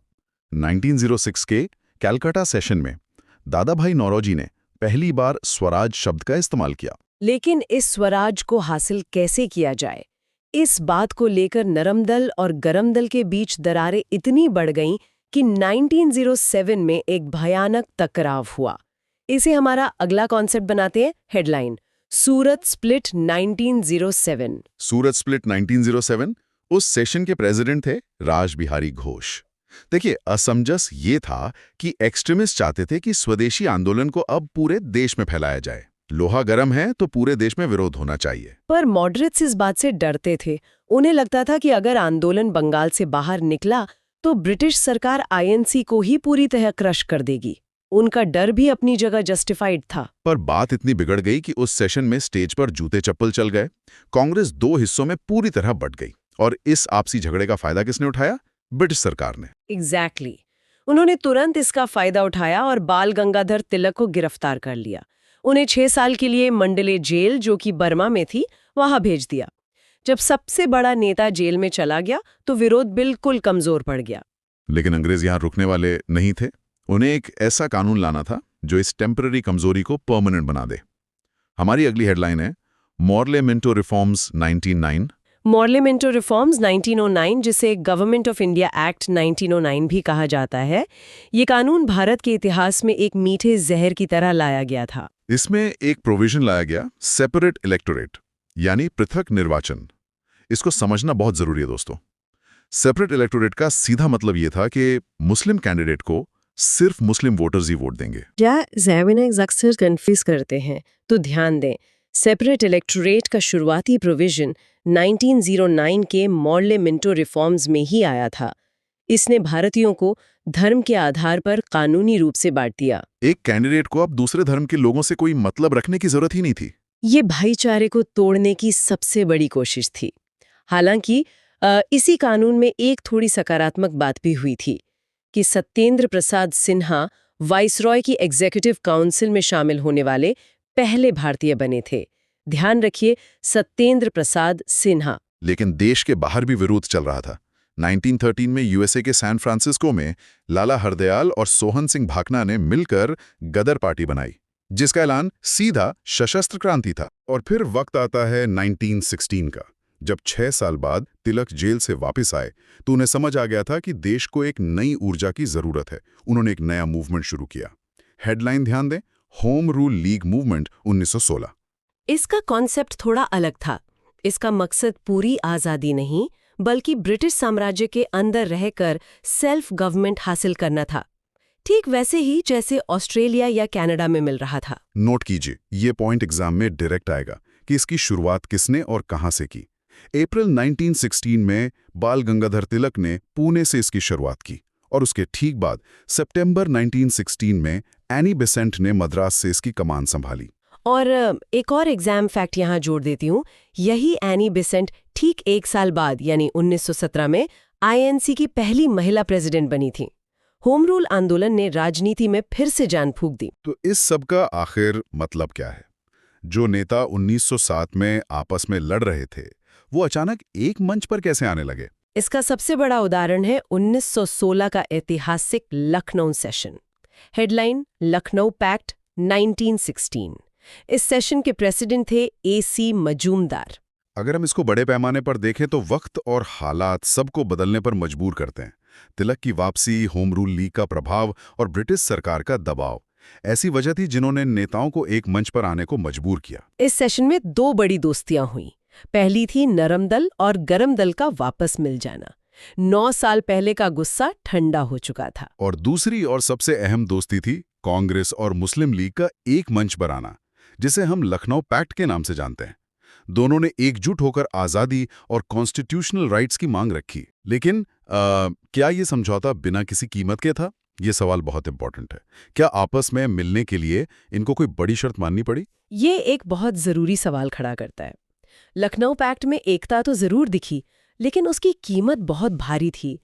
इसी समझौते के तहत कांग्रेस ने पहली बार मुस्लिम लीग की सेपरेट इलेक्टोरेट की मांग को कानूनी तौर पर स्वीकार कर लिया था। वही सेपरेट इलेक्टोरेट जिसका 1909 से वो लगातार विरोध कर रहे थे। एग्जैक्टली। और सोचने वाली बात यह है कि 1905 में जब बंगाल का विभाजन धर्म के आधार पर हो रहा था, तो पूरे देश ने सड़कों पर उतरकर उसका विरोध किया था। लोगों ने एक दूसरे को राखियां बांधी थीं। और सिर्फ 11 साल बाद 1916 में आज़ादी जल्दी पाने के दबाव में या पॉलिटिकल यूनिटी दिखाने की जल्दबाजी में उन्होंने खुद धर्म के आधार पर चुने जाने वाले उस सिस्टम को कानूनी मान्यता दे दी। ये सच में बहुत बड़ा विरोधाभास है। लखनऊ पैक्ट को अक्सर हिंदू मुस्लिम एकता की सबसे बड़ी मिसाल कहा जाता है, लेकिन वास्तविकता ये है कि यही वो छोटा सा पॉलिटिकल समझौता था जिसने आगे चलकर राजनीति में धर्म को हमेशा के लिए स्थापित कर दिया और आगे चलकर बंटवारे की नींव रखी। तो दोस्तों, इस गहरी चर्चा से ये समझ आता है कि कैसे प्रार्थना से शुरू हुई राजनीति गुस्से और क्रांति में बदलती है, और ये भी कि शॉर्ट टर्म में लिया गया एक प्रैक्टिकल फैसला लॉन्ग टर्म में कितना खतरनाक हो सकता है। ये एक ऐसी उलझन है जिस पर आपको गौर करना चाहिए। बिल्कुल, ये एक ओपन एंडेड थॉट है कि क्या वो पैक्ट जरूरी था या फिर उसने हमेशा के लिए अलगाव पैदा कर दिया। चलिए, अब वक्त है अपने रैपिड फायर समरी का। 30 सेकंड में पूरा टॉपिक रिवाइज करते हैं। बिल्कुल, 1885 में A.O. ह्यूम द्वारा INC का गठन हुआ। ये सेफ्टी वाल्व थ्योरी के तहत लाया गया था। 1905 में लॉर्ड कर्जन ने बंगाल का विभाजन किया, जिसके खिलाफ 7 अगस्त को स्वदेशी मूवमेंट शुरू हुआ। 1906 में ढाका में मुस्लिम लीग बनी। 1907 में सूरत स्प्लिट हुआ, जहां नरम और गरम दल अलग हुए। 1909 में मॉल ने मिंटो रिफॉर्म्स के जरिए सेपरेट इलेक्ट्रेट लाया गया। 1916 में तिलक और एनी बीसेंट द्वारा होम रूल लीग चली, और आखिर में 1916 के लखनऊ पैक्ट में कांग्रेस और मुस्लिम लीग एक हुए, जहां सेपरेट इलेक्ट्रेट को स्वीकृति मिल गई। Perfect recap. इन सारे पॉइंट्स को अच्छे से नोट कर लीजिएगा। तो दोस्तों, आज के सफर में इतना ही। पढ़ते रहिए और याद रखिए, सवाल से सिलेक्शन तक का सफर हम साथ तय करेंगे। Subscribe to SC discussion podcast now. जय हिंद। इस चर्चा की शुरुआत मैं एक बहुत ही दिलचस्प उदाहरण से करना चाहती हूँ। एक ऐसी क्लास की कल्पना कीजिए जहाँ कुछ बुलीज सबको परेशान कर रहे हैं। अच्छा, बुलीज वाला उदाहरण। हाँ, ऐसे में पहले तो बाकी बच्चे लड़ते हैं और हार जाते हैं। बिल्कुल, पर फिर एक नया मॉनिटर उस क्लास में आता है और वो सबसे कहता है कि हम इनसे लड़ेंगे नहीं, बस इनकी कोई बात नहीं मानेंगे, और अंत में उन बुलीज को थक कर भागना पड़ता है। ये बहुत ही सटीक एनालॉजी है। एक कहानी सीधे तौर पर भारत के स्वतंत्रता संग्राम के 2 सबसे बड़े स्तंभों की ओर इशारा करती है, यानी हमारा गांधी एरा और रेवोल्यूशनरी मूवमेंट। हाँ, और आज की इस चर्चा का मुख्य उद्देश्य सिर्फ तथ्यों यानी फैक्ट्स को बताना नहीं है। हमें बेसिक लेवल से लेके एडवांस लेवल तक एक एक कॉन्सेप्ट को सरलता से समझना है। सही कहा। सुनने वालों के लिए ये एक मास्टर क्लास होगी, जहां हम टाइमलाइन, कुछ मेमोरी ट्रिक्स और एग्जाम के पॉइंट ऑफ व्यू से जरूरी हर डिटेल को बारीकी से समझाएंगे। तो चलिए इसको थोड़ा विस्तार से समझते हैं। किसी भी बड़े मास मूवमेंट से पहले एक टेस्टिंग फेज होता है ना? तो उस नए मॉनिटर ने अपनी स्ट्रैटेजी पहले कैसे टेस्ट की? देखिए, अगर हम गांधी युग की बात करें तो इसकी शुरुआत होती है 9 जनवरी 1915 से, जब महात्मा गांधी साउथ अफ्रीका से भारत लौटे थे, जिसे अब प्रवासी भारतीय दिवस कहा जाता है। ठीक। हाँ, बिल्कुल वही। तो उनके जो पॉलिटिकल गुरु थे गोपाल कृष्ण गोखले, उन्होंने आते ही उन्हें एक बहुत जरूरी सलाह दी।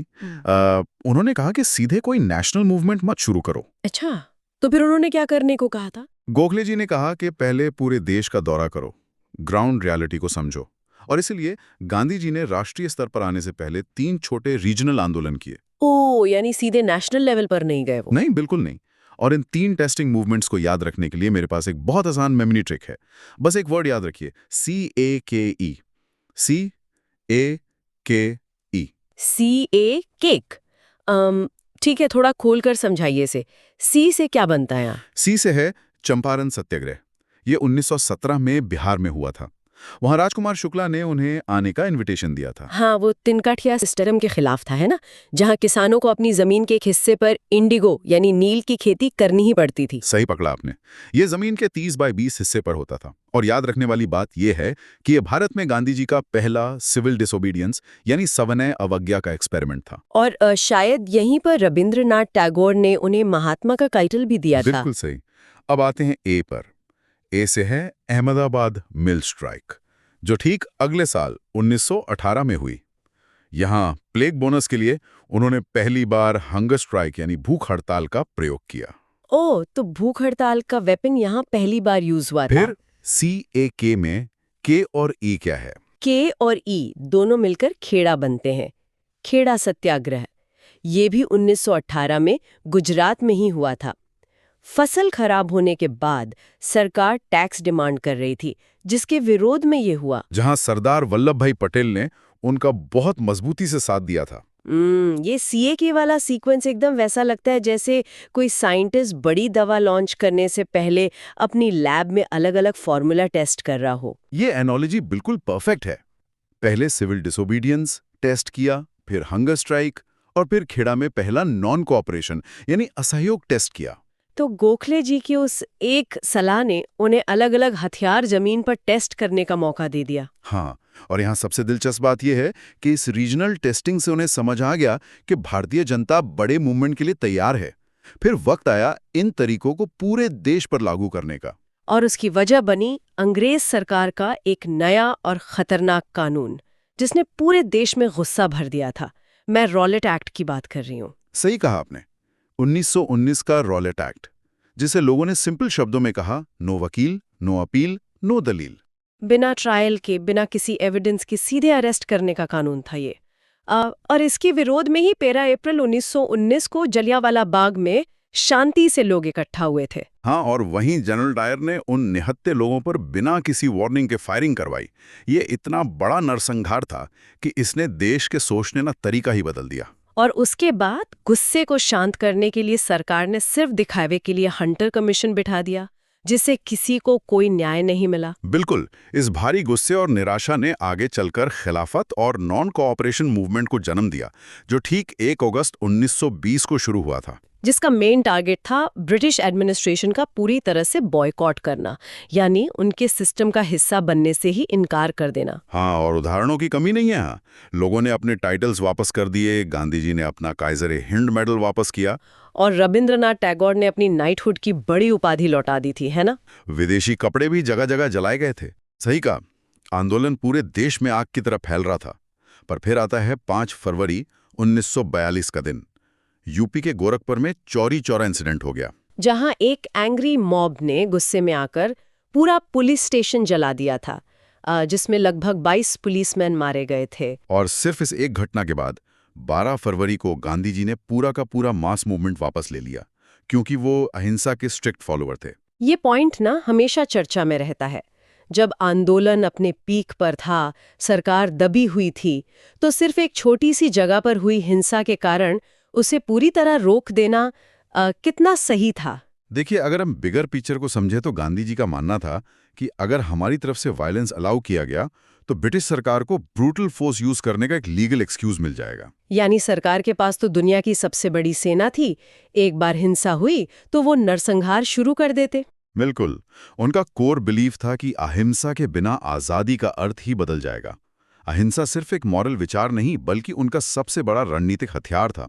पर जब अचानक इतना बड़ा मास मूवमेंट रुक जाता है तो एक पॉलिटिकल वैक्यूम बन जाता है। लोग निराश हो जाते हैं कि अब आगे क्या करें। और उस वैक्यूम को भरने के लिए हमेशा नई स्ट्रैटेजीज की जरूरत पड़ती है। यहाँ पर एक बड़ा पॉलिटिकल शिफ्ट आता है जब स्वराज पार्टी का जन्म होता है। 1923 में CR दास और मोतीलाल नेहरू ने मिलकर स्वराज पार्टी बनाई थी, है ना? उनका आइडिया था कि इलेक्शंस जीतकर असेंबली के अंदर जाओ और वहां से अंग्रेजों का विरोध करो। हाँ, असेंबली से कानून ब्लॉक करना उनका टारगेट था। और इस बीच गांधी जी सामाजिक और कंस्ट्रक्टिव काम में लग गए। 1924 में बेलगांव सेशन में उन्होंने पहली और आखिरी बार कांग्रेस को प्रेसिडेंट भी किया। उसके बाद 1927-28 में साइमन कमीशन भारत आता है, जिसमें ध्यान देने वाली बात ये थी कि उसमें एक भी इंडियन नहीं था। सही पकड़ा, और इसीलिए पूरे देश में साइमन गो बैक के नारे लगे। विरोध के दौरान लाठीचार्ज हुआ, जिसमें लाला लाजपत राय जी की मृत्यु हो गई। उस घटना ने पूरे देश के युवाओं को हिला दिया था।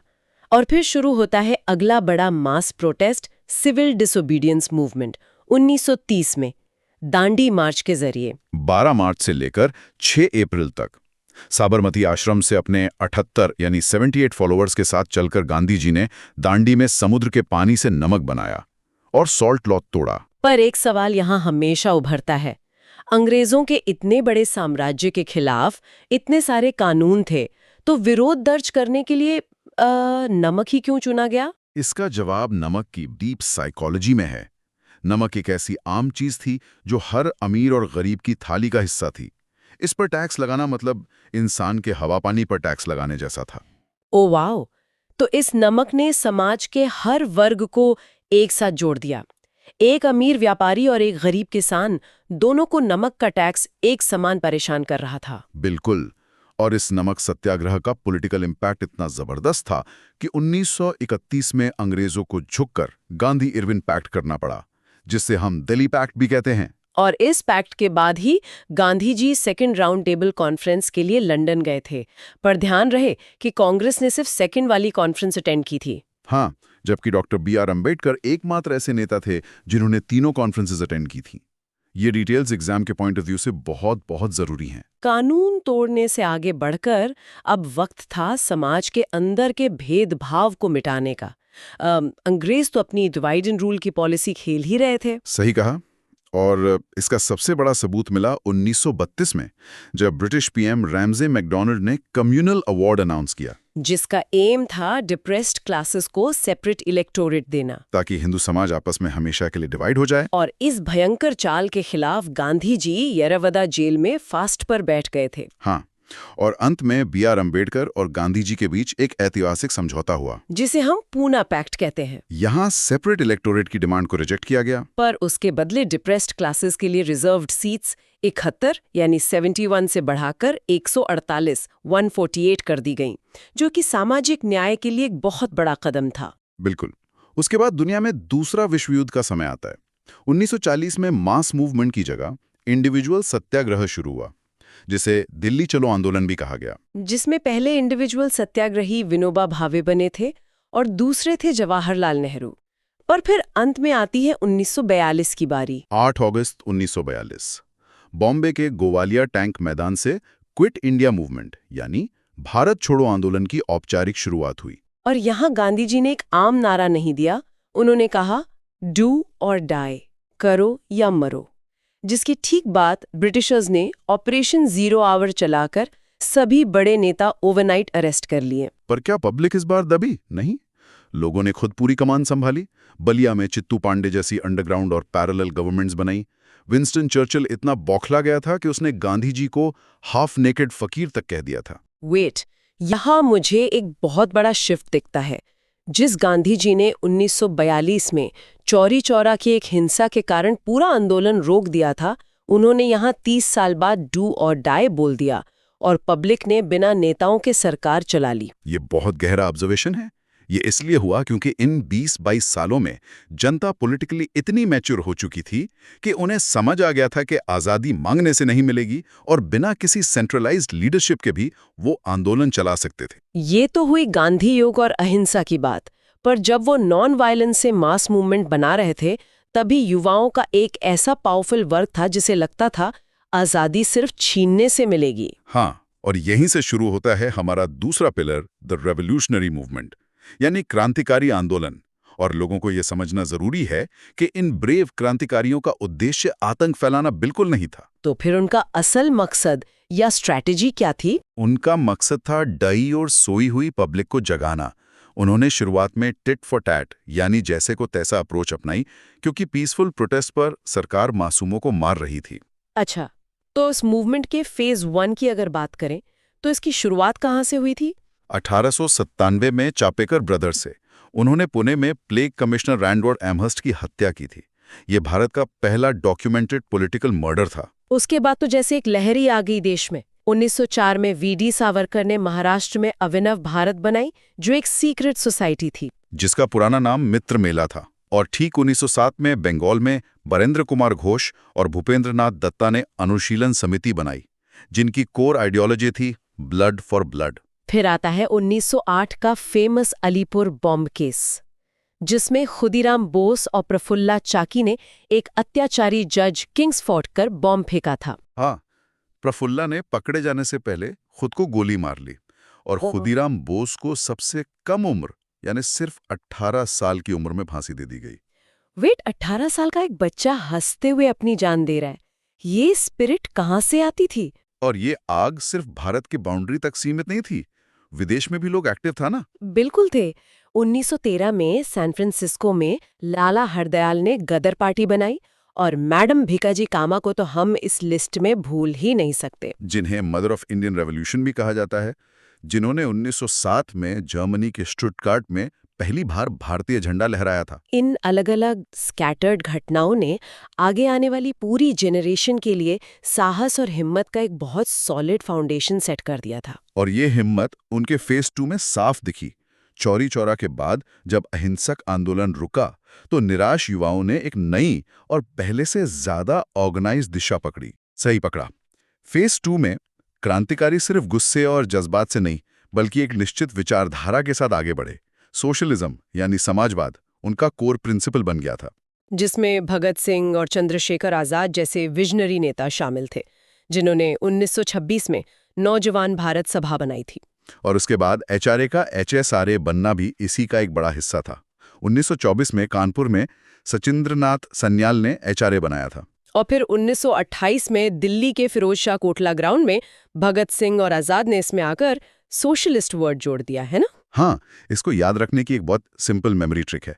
एस से सोशलिस्ट और एस से शहीद भगत सिंह और चंद्रशेखर, दोनों ने मिलकर ये नया आकार दिया। अच्छा, तो एचआरए बन गया एचएसआरए, और इन्हीं लोगों ने काकोरी ट्रेन एक्शन को अंजाम दिया था 1925 में, ठीक? बिल्कुल, सरकारी ट्रेजरी लूटने के लिए ताकि आर्म्स खरीदे जा सकें, जिसमें 4 क्रांतिकारियों को बाद में फांसी मिली।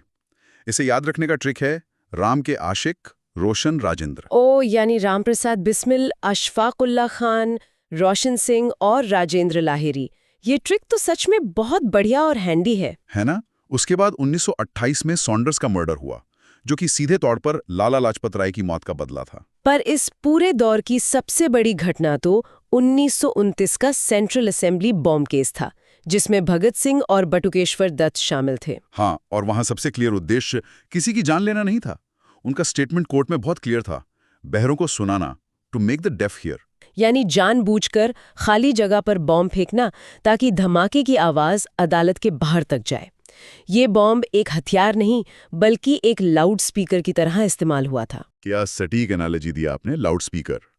वो चाहते तो आराम से भाग सकते थे, पर वो वहीं खड़े रहे, अरेस्ट दिया और इनकलाब जिंदाबाद के नारे लगाए, जो टर्म असल में मौलाना हसरत मोहानी ने कॉइन किया था। पर उसको इमॉर्टल तो भगत सिंह ने ही बनाया है। और फिर 23 मार्च 1931 को भगत सिंह, सुखदेव और राजगुरु को फांसी दे दी गई। और इससे ठीक पहले 27 फरवरी को आजाद ने इलाहाबाद के अल्फ्रेड पार्क में अंग्रेजों से घिरने के बाद खुद को गोली मार ली थी। आजाद का एक किस्सा बहुत मशहूर है। उन्होंने एक बार अदालत में अपना नाम आजाद, पिता का नाम स्वतंत्रता और घर जेल खाना बताया था। उन सब की शहादत ने देश की आत्मा को झकझोर दिया था। और ठीक उधर 1930 में बंगाल में सूर्य सेन, जिन्हें प्यार से मास्टर दा कहते थे, उनका चित्तगाम आर्मरी रेड भी चल रहा था। देखिए, यहां तक आते आते क्रांतिकारी मूवमेंट सिर्फ खून के बदले खून की भावना नहीं रह गया था। ये जन जागरण का एक पूरी तरह से साइंटिफिक और मास अवेकनिंग तरीका बन चुका था। पर आजादी की इस ग्रैंड लड़ाई में एक तीसरा बहुत ही अनोखा मोर्चा भी था। भारत के अंदर जहां गांधी जी और भगत सिंह अपने अपने तरीकों से देश जगा रहे थे, वहीं देश के बाहर से सेना तैयार हो रही थी। आप ठीक पकड़ रही हैं।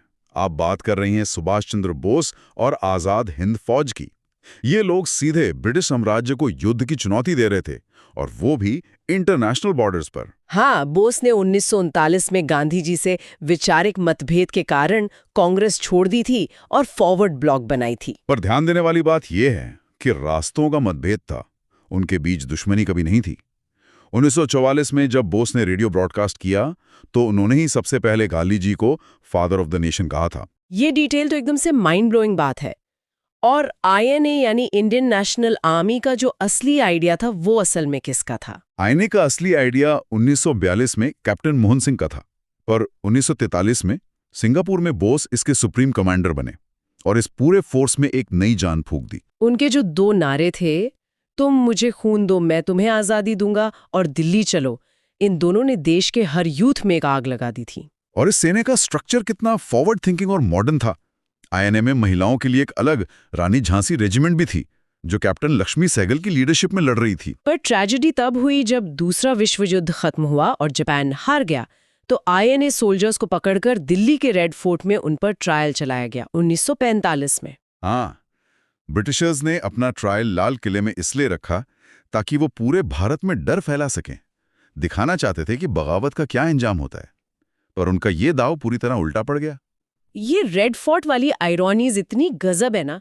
अंग्रेजों ने सोचा था डराएंगे, पर इस एक ट्रायल ने तो पूरे के पूरे भारत को INA के सपोर्ट में सड़कों पर खड़ा कर दिया। बिल्कुल।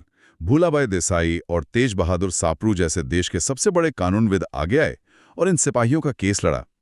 इस INA ट्रायल्स ने क्रांतिकारी शौर्य और अहिंसक पब्लिक मूवमेंट, इन दोनों स्ट्रीम्स को आपस में एक साथ जोड़ दिया, जिसने ब्रिटिशर्स को हमेशा के लिए हिला दिया और उन्हें समझ आ गया कि अब उनका वक्त इस जमीन पर खत्म हो चुका है। इस डीप और गहरे विश्लेषण में हमने ठीक यही समझा है। एक तरफ चंपारण से लेकर क्विट इंडिया तक के मास मूवमेंट्स ने लोगों की जमीन तैयार की, और ठीक दूसरी तरफ चापेकर ब्रदर्स से लेकर भगत सिंह और सुभाष चंद्र बोस के क्रांतिकारी शौर्य ने ब्रिटिशर्स की फाउंडेशन हिला दी। ये दोनों रास्ते भले ही एक दूसरे से विपरीत थे, पर दोनों की आखिरी मंजिल एक ही थी, आज़ादी। अगले डीप डाइव में हम कॉन्स्टिट्यूशनल डेवलपमेंट और आने वाले गवर्नर जनरल्स पर चर्चा करेंगे। पर उससे पहले सुनने वालों के लिए एक विचार है। सुभाष चंद्र बोस और महात्मा गांधी के बीच रास्तों का मतभेद जरूर था, पर म्यूचुअल इज्जत पूरी थी। सही कहा, दोनों एक दूसरे की इंटेंशन और देशभक्ति को सर्वोपरि मानते थे।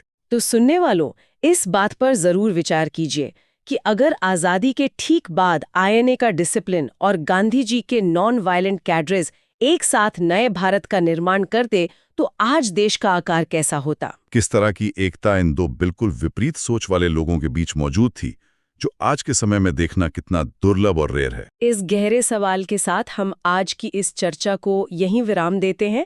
अगली बार फिर जुड़ेंगे एक नए डीपली रिसर्च्ड विषय के साथ। आज़ादी के आंदोलन का इतिहास पढ़ते हुए ना एक बहुत ही बड़ा विरोधाभास सामने आता है। हाँ, वो तो है।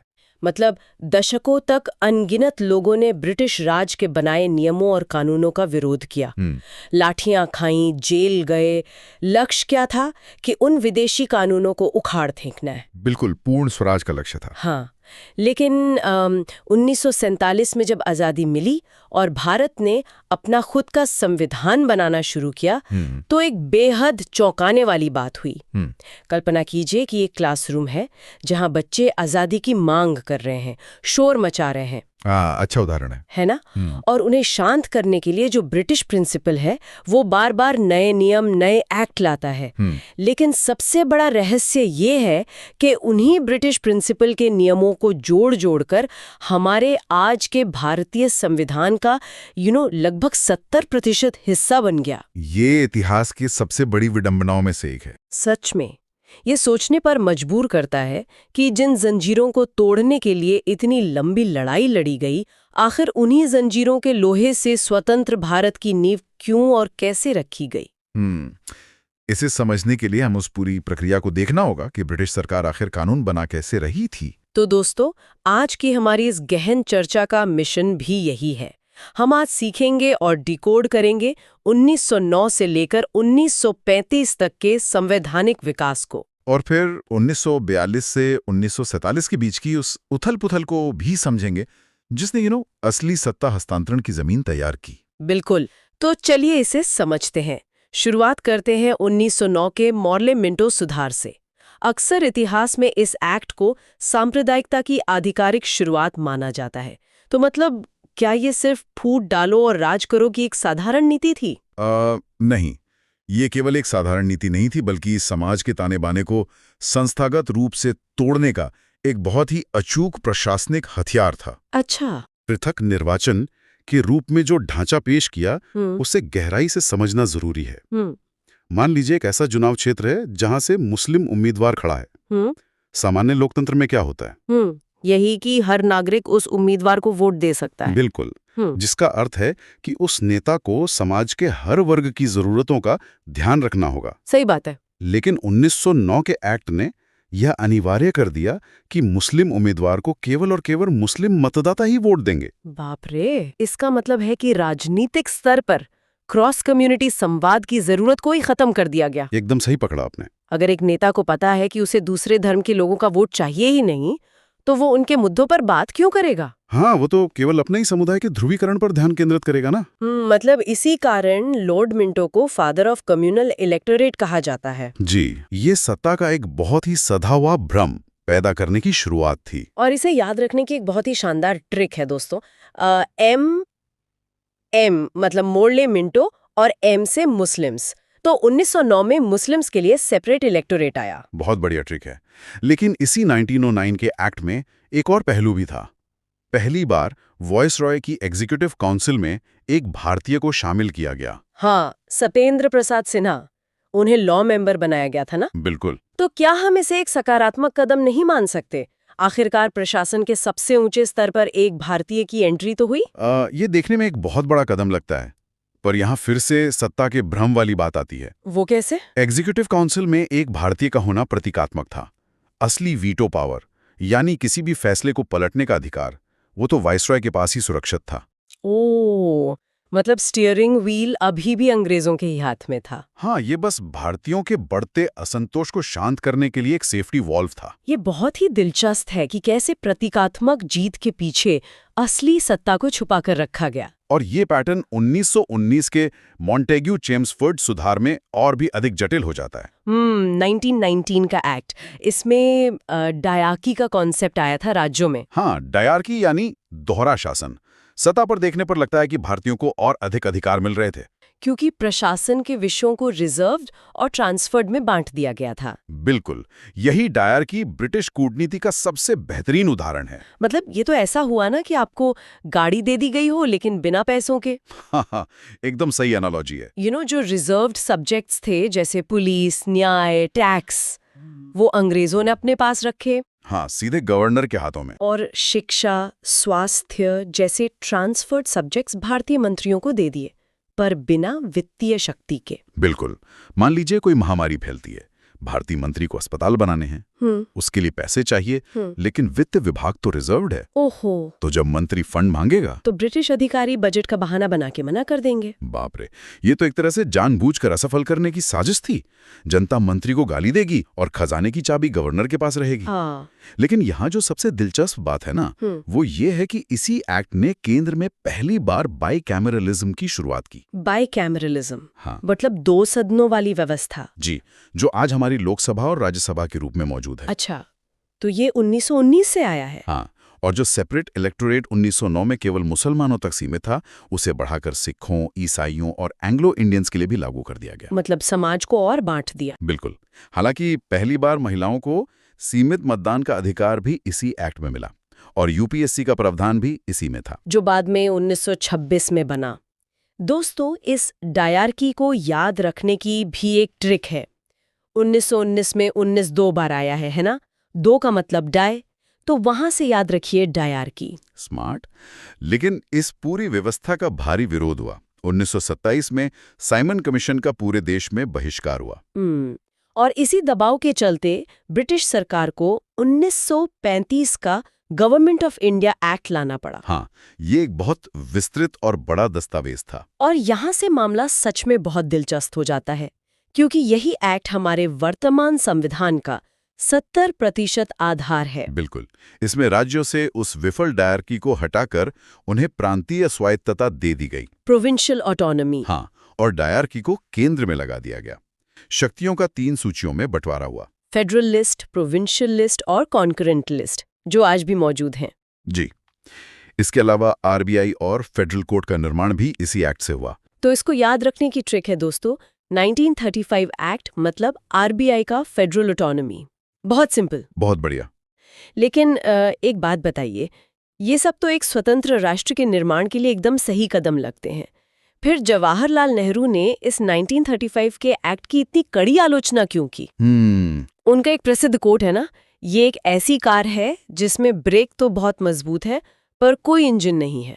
आखिर उन्होंने ऐसा क्यों कहा? नेहरू जी का वो कथन इस एक्ट के सबसे बड़े तकनीकी जाल को उजागर करता है। तकनीकी जाल? हाँ, 1935 के एक्ट में एक ऑल इंडिया फेडरेशन बनाने का प्लान था, जिसमें ब्रिटिश इंडिया और देसी रियासतें शामिल होनी थी। अच्छा। लेकिन ब्रिटिश सरकार ने शर्त रखी कि ये फेडरेशन तभी बनेगा जब देसी रियासतें इसमें शामिल होने के लिए अपनी सहमति देंगी। ओह, अब समझी।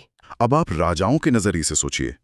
कोई भी राजा अपनी शक्तियां एक निर्वाचित केंद्र सरकार को क्यों सौंपेगा? बिल्कुल नहीं सौंपेगा। मतलब ब्रिटिश रणनीतिकार जानते थे कि राजा कभी नहीं मानेंगे जी। और इसीलिए ये फेडरेशन कभी जमीन पर नहीं उतरेगा। तो कार के मजबूत ब्रेक यानी गवर्नर की वीटो पावर तो थी, पर इंजन यानी भारतीय संघ वो कभी बनना ही नहीं था। बिल्कुल, ये राजनीतिक रूप से भारतीयों के लिए एक छलावा था। लेकिन फिर 1939 में द्वितीय विश्व युद्ध शुरू हो गया और नियम कानून बनाने का वो दौर टूट गया। हाँ, अब भारतीयों को भ्रम नहीं चाहिए था, उन्हें पूर्ण स्वतंत्रता चाहिए थी। युद्ध के दबाव में 1942 में क्रिप्स मिशन भारत भेजा गया, सर स्टैफोर्ड क्रिप्स के नेतृत्व में। जापान भारत की सीमाओं तक आ गया था ना, और अमेरिका चीन का भारी दबाव था ब्रिटेन पर। तो क्रिप्स ने क्या ऑफर दिया? उन्होंने कहा कि युद्ध के बाद डोमिनियन स्टेटस दे देंगे और एक संविधान सभा बनाएंगे। और कांग्रेस और मुस्लिम लीग दोनों ने इसे ठुकरा दिया। बिल्कुल, 1942 का भारत 1919 वाला भारत नहीं था। महात्मा गांधी ने तो इसे एक डूबते हुए बैंक का पोस्ट डेटेड चेक कह दिया था। हाँ, बहुत ही सटीक बात थी। ये बिल्कुल वैसा था जैसे कोई बच्चा रो रहा हो और आप उससे कहें चुप हो जाओ, 2 साल बाद खिलौना दूंगा। हाँ, सही कहा। और इसके फेल होने के तुरंत बाद भारत छोड़ो आंदोलन शुरू हो गया। जी। फिर युद्ध के बाद 1946 में ब्रिटेन में सत्ता बदली।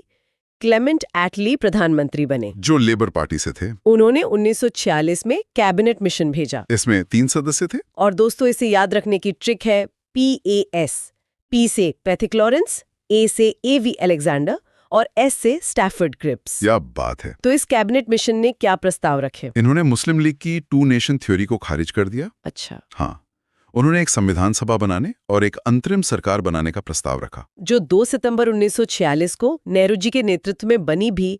तो मतलब इन सब बातों का जमीनी स्तर पर क्या असर हुआ? और यहीं पर स्थितियां बहुत बिगड़ गईं। मुस्लिम लीग ने गुस्से में 16 अगस्त 1946 को डायरेक्ट एक्शन डे घोषित कर दिया। बाप रे। जी, जिसके कारण पूरे देश में, खासकर कलकत्ता में, भयानक सांप्रदायिक दंगे शुरू हो गए।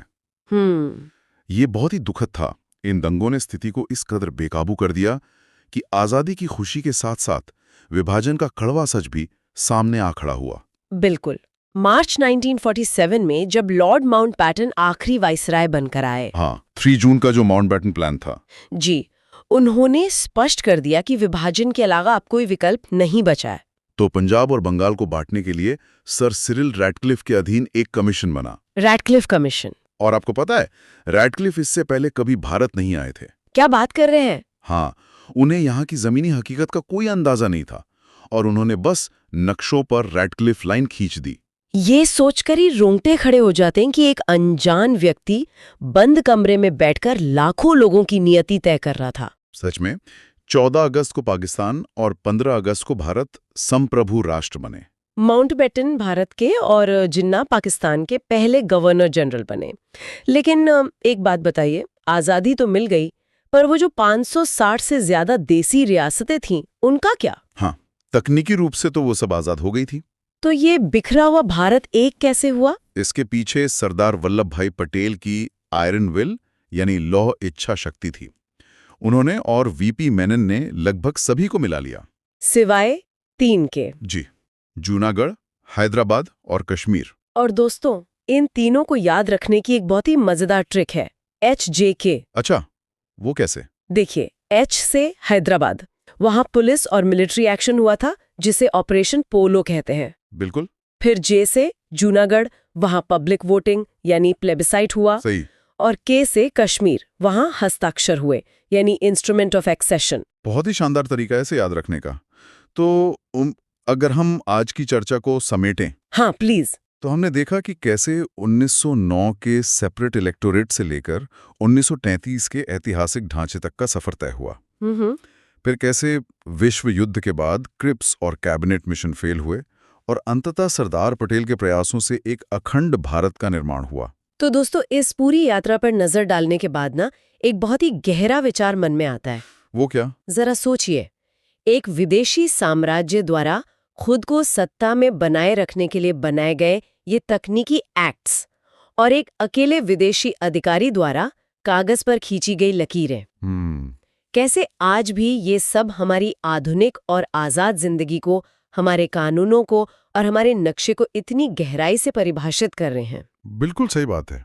अक्सर हमें लगता है कि इतिहास एक बीता हुआ कल है, लेकिन सच्चाई तो ये है कि इतिहास सच में कभी बीतता नहीं है, वो हमारे आज की नींव होता है। एकदम। तो आज की इस गहन चर्चा में बस इतना ही। सीखते रहिए और इतिहास के इन पन्नों में अपने आज को तराशते रहिए।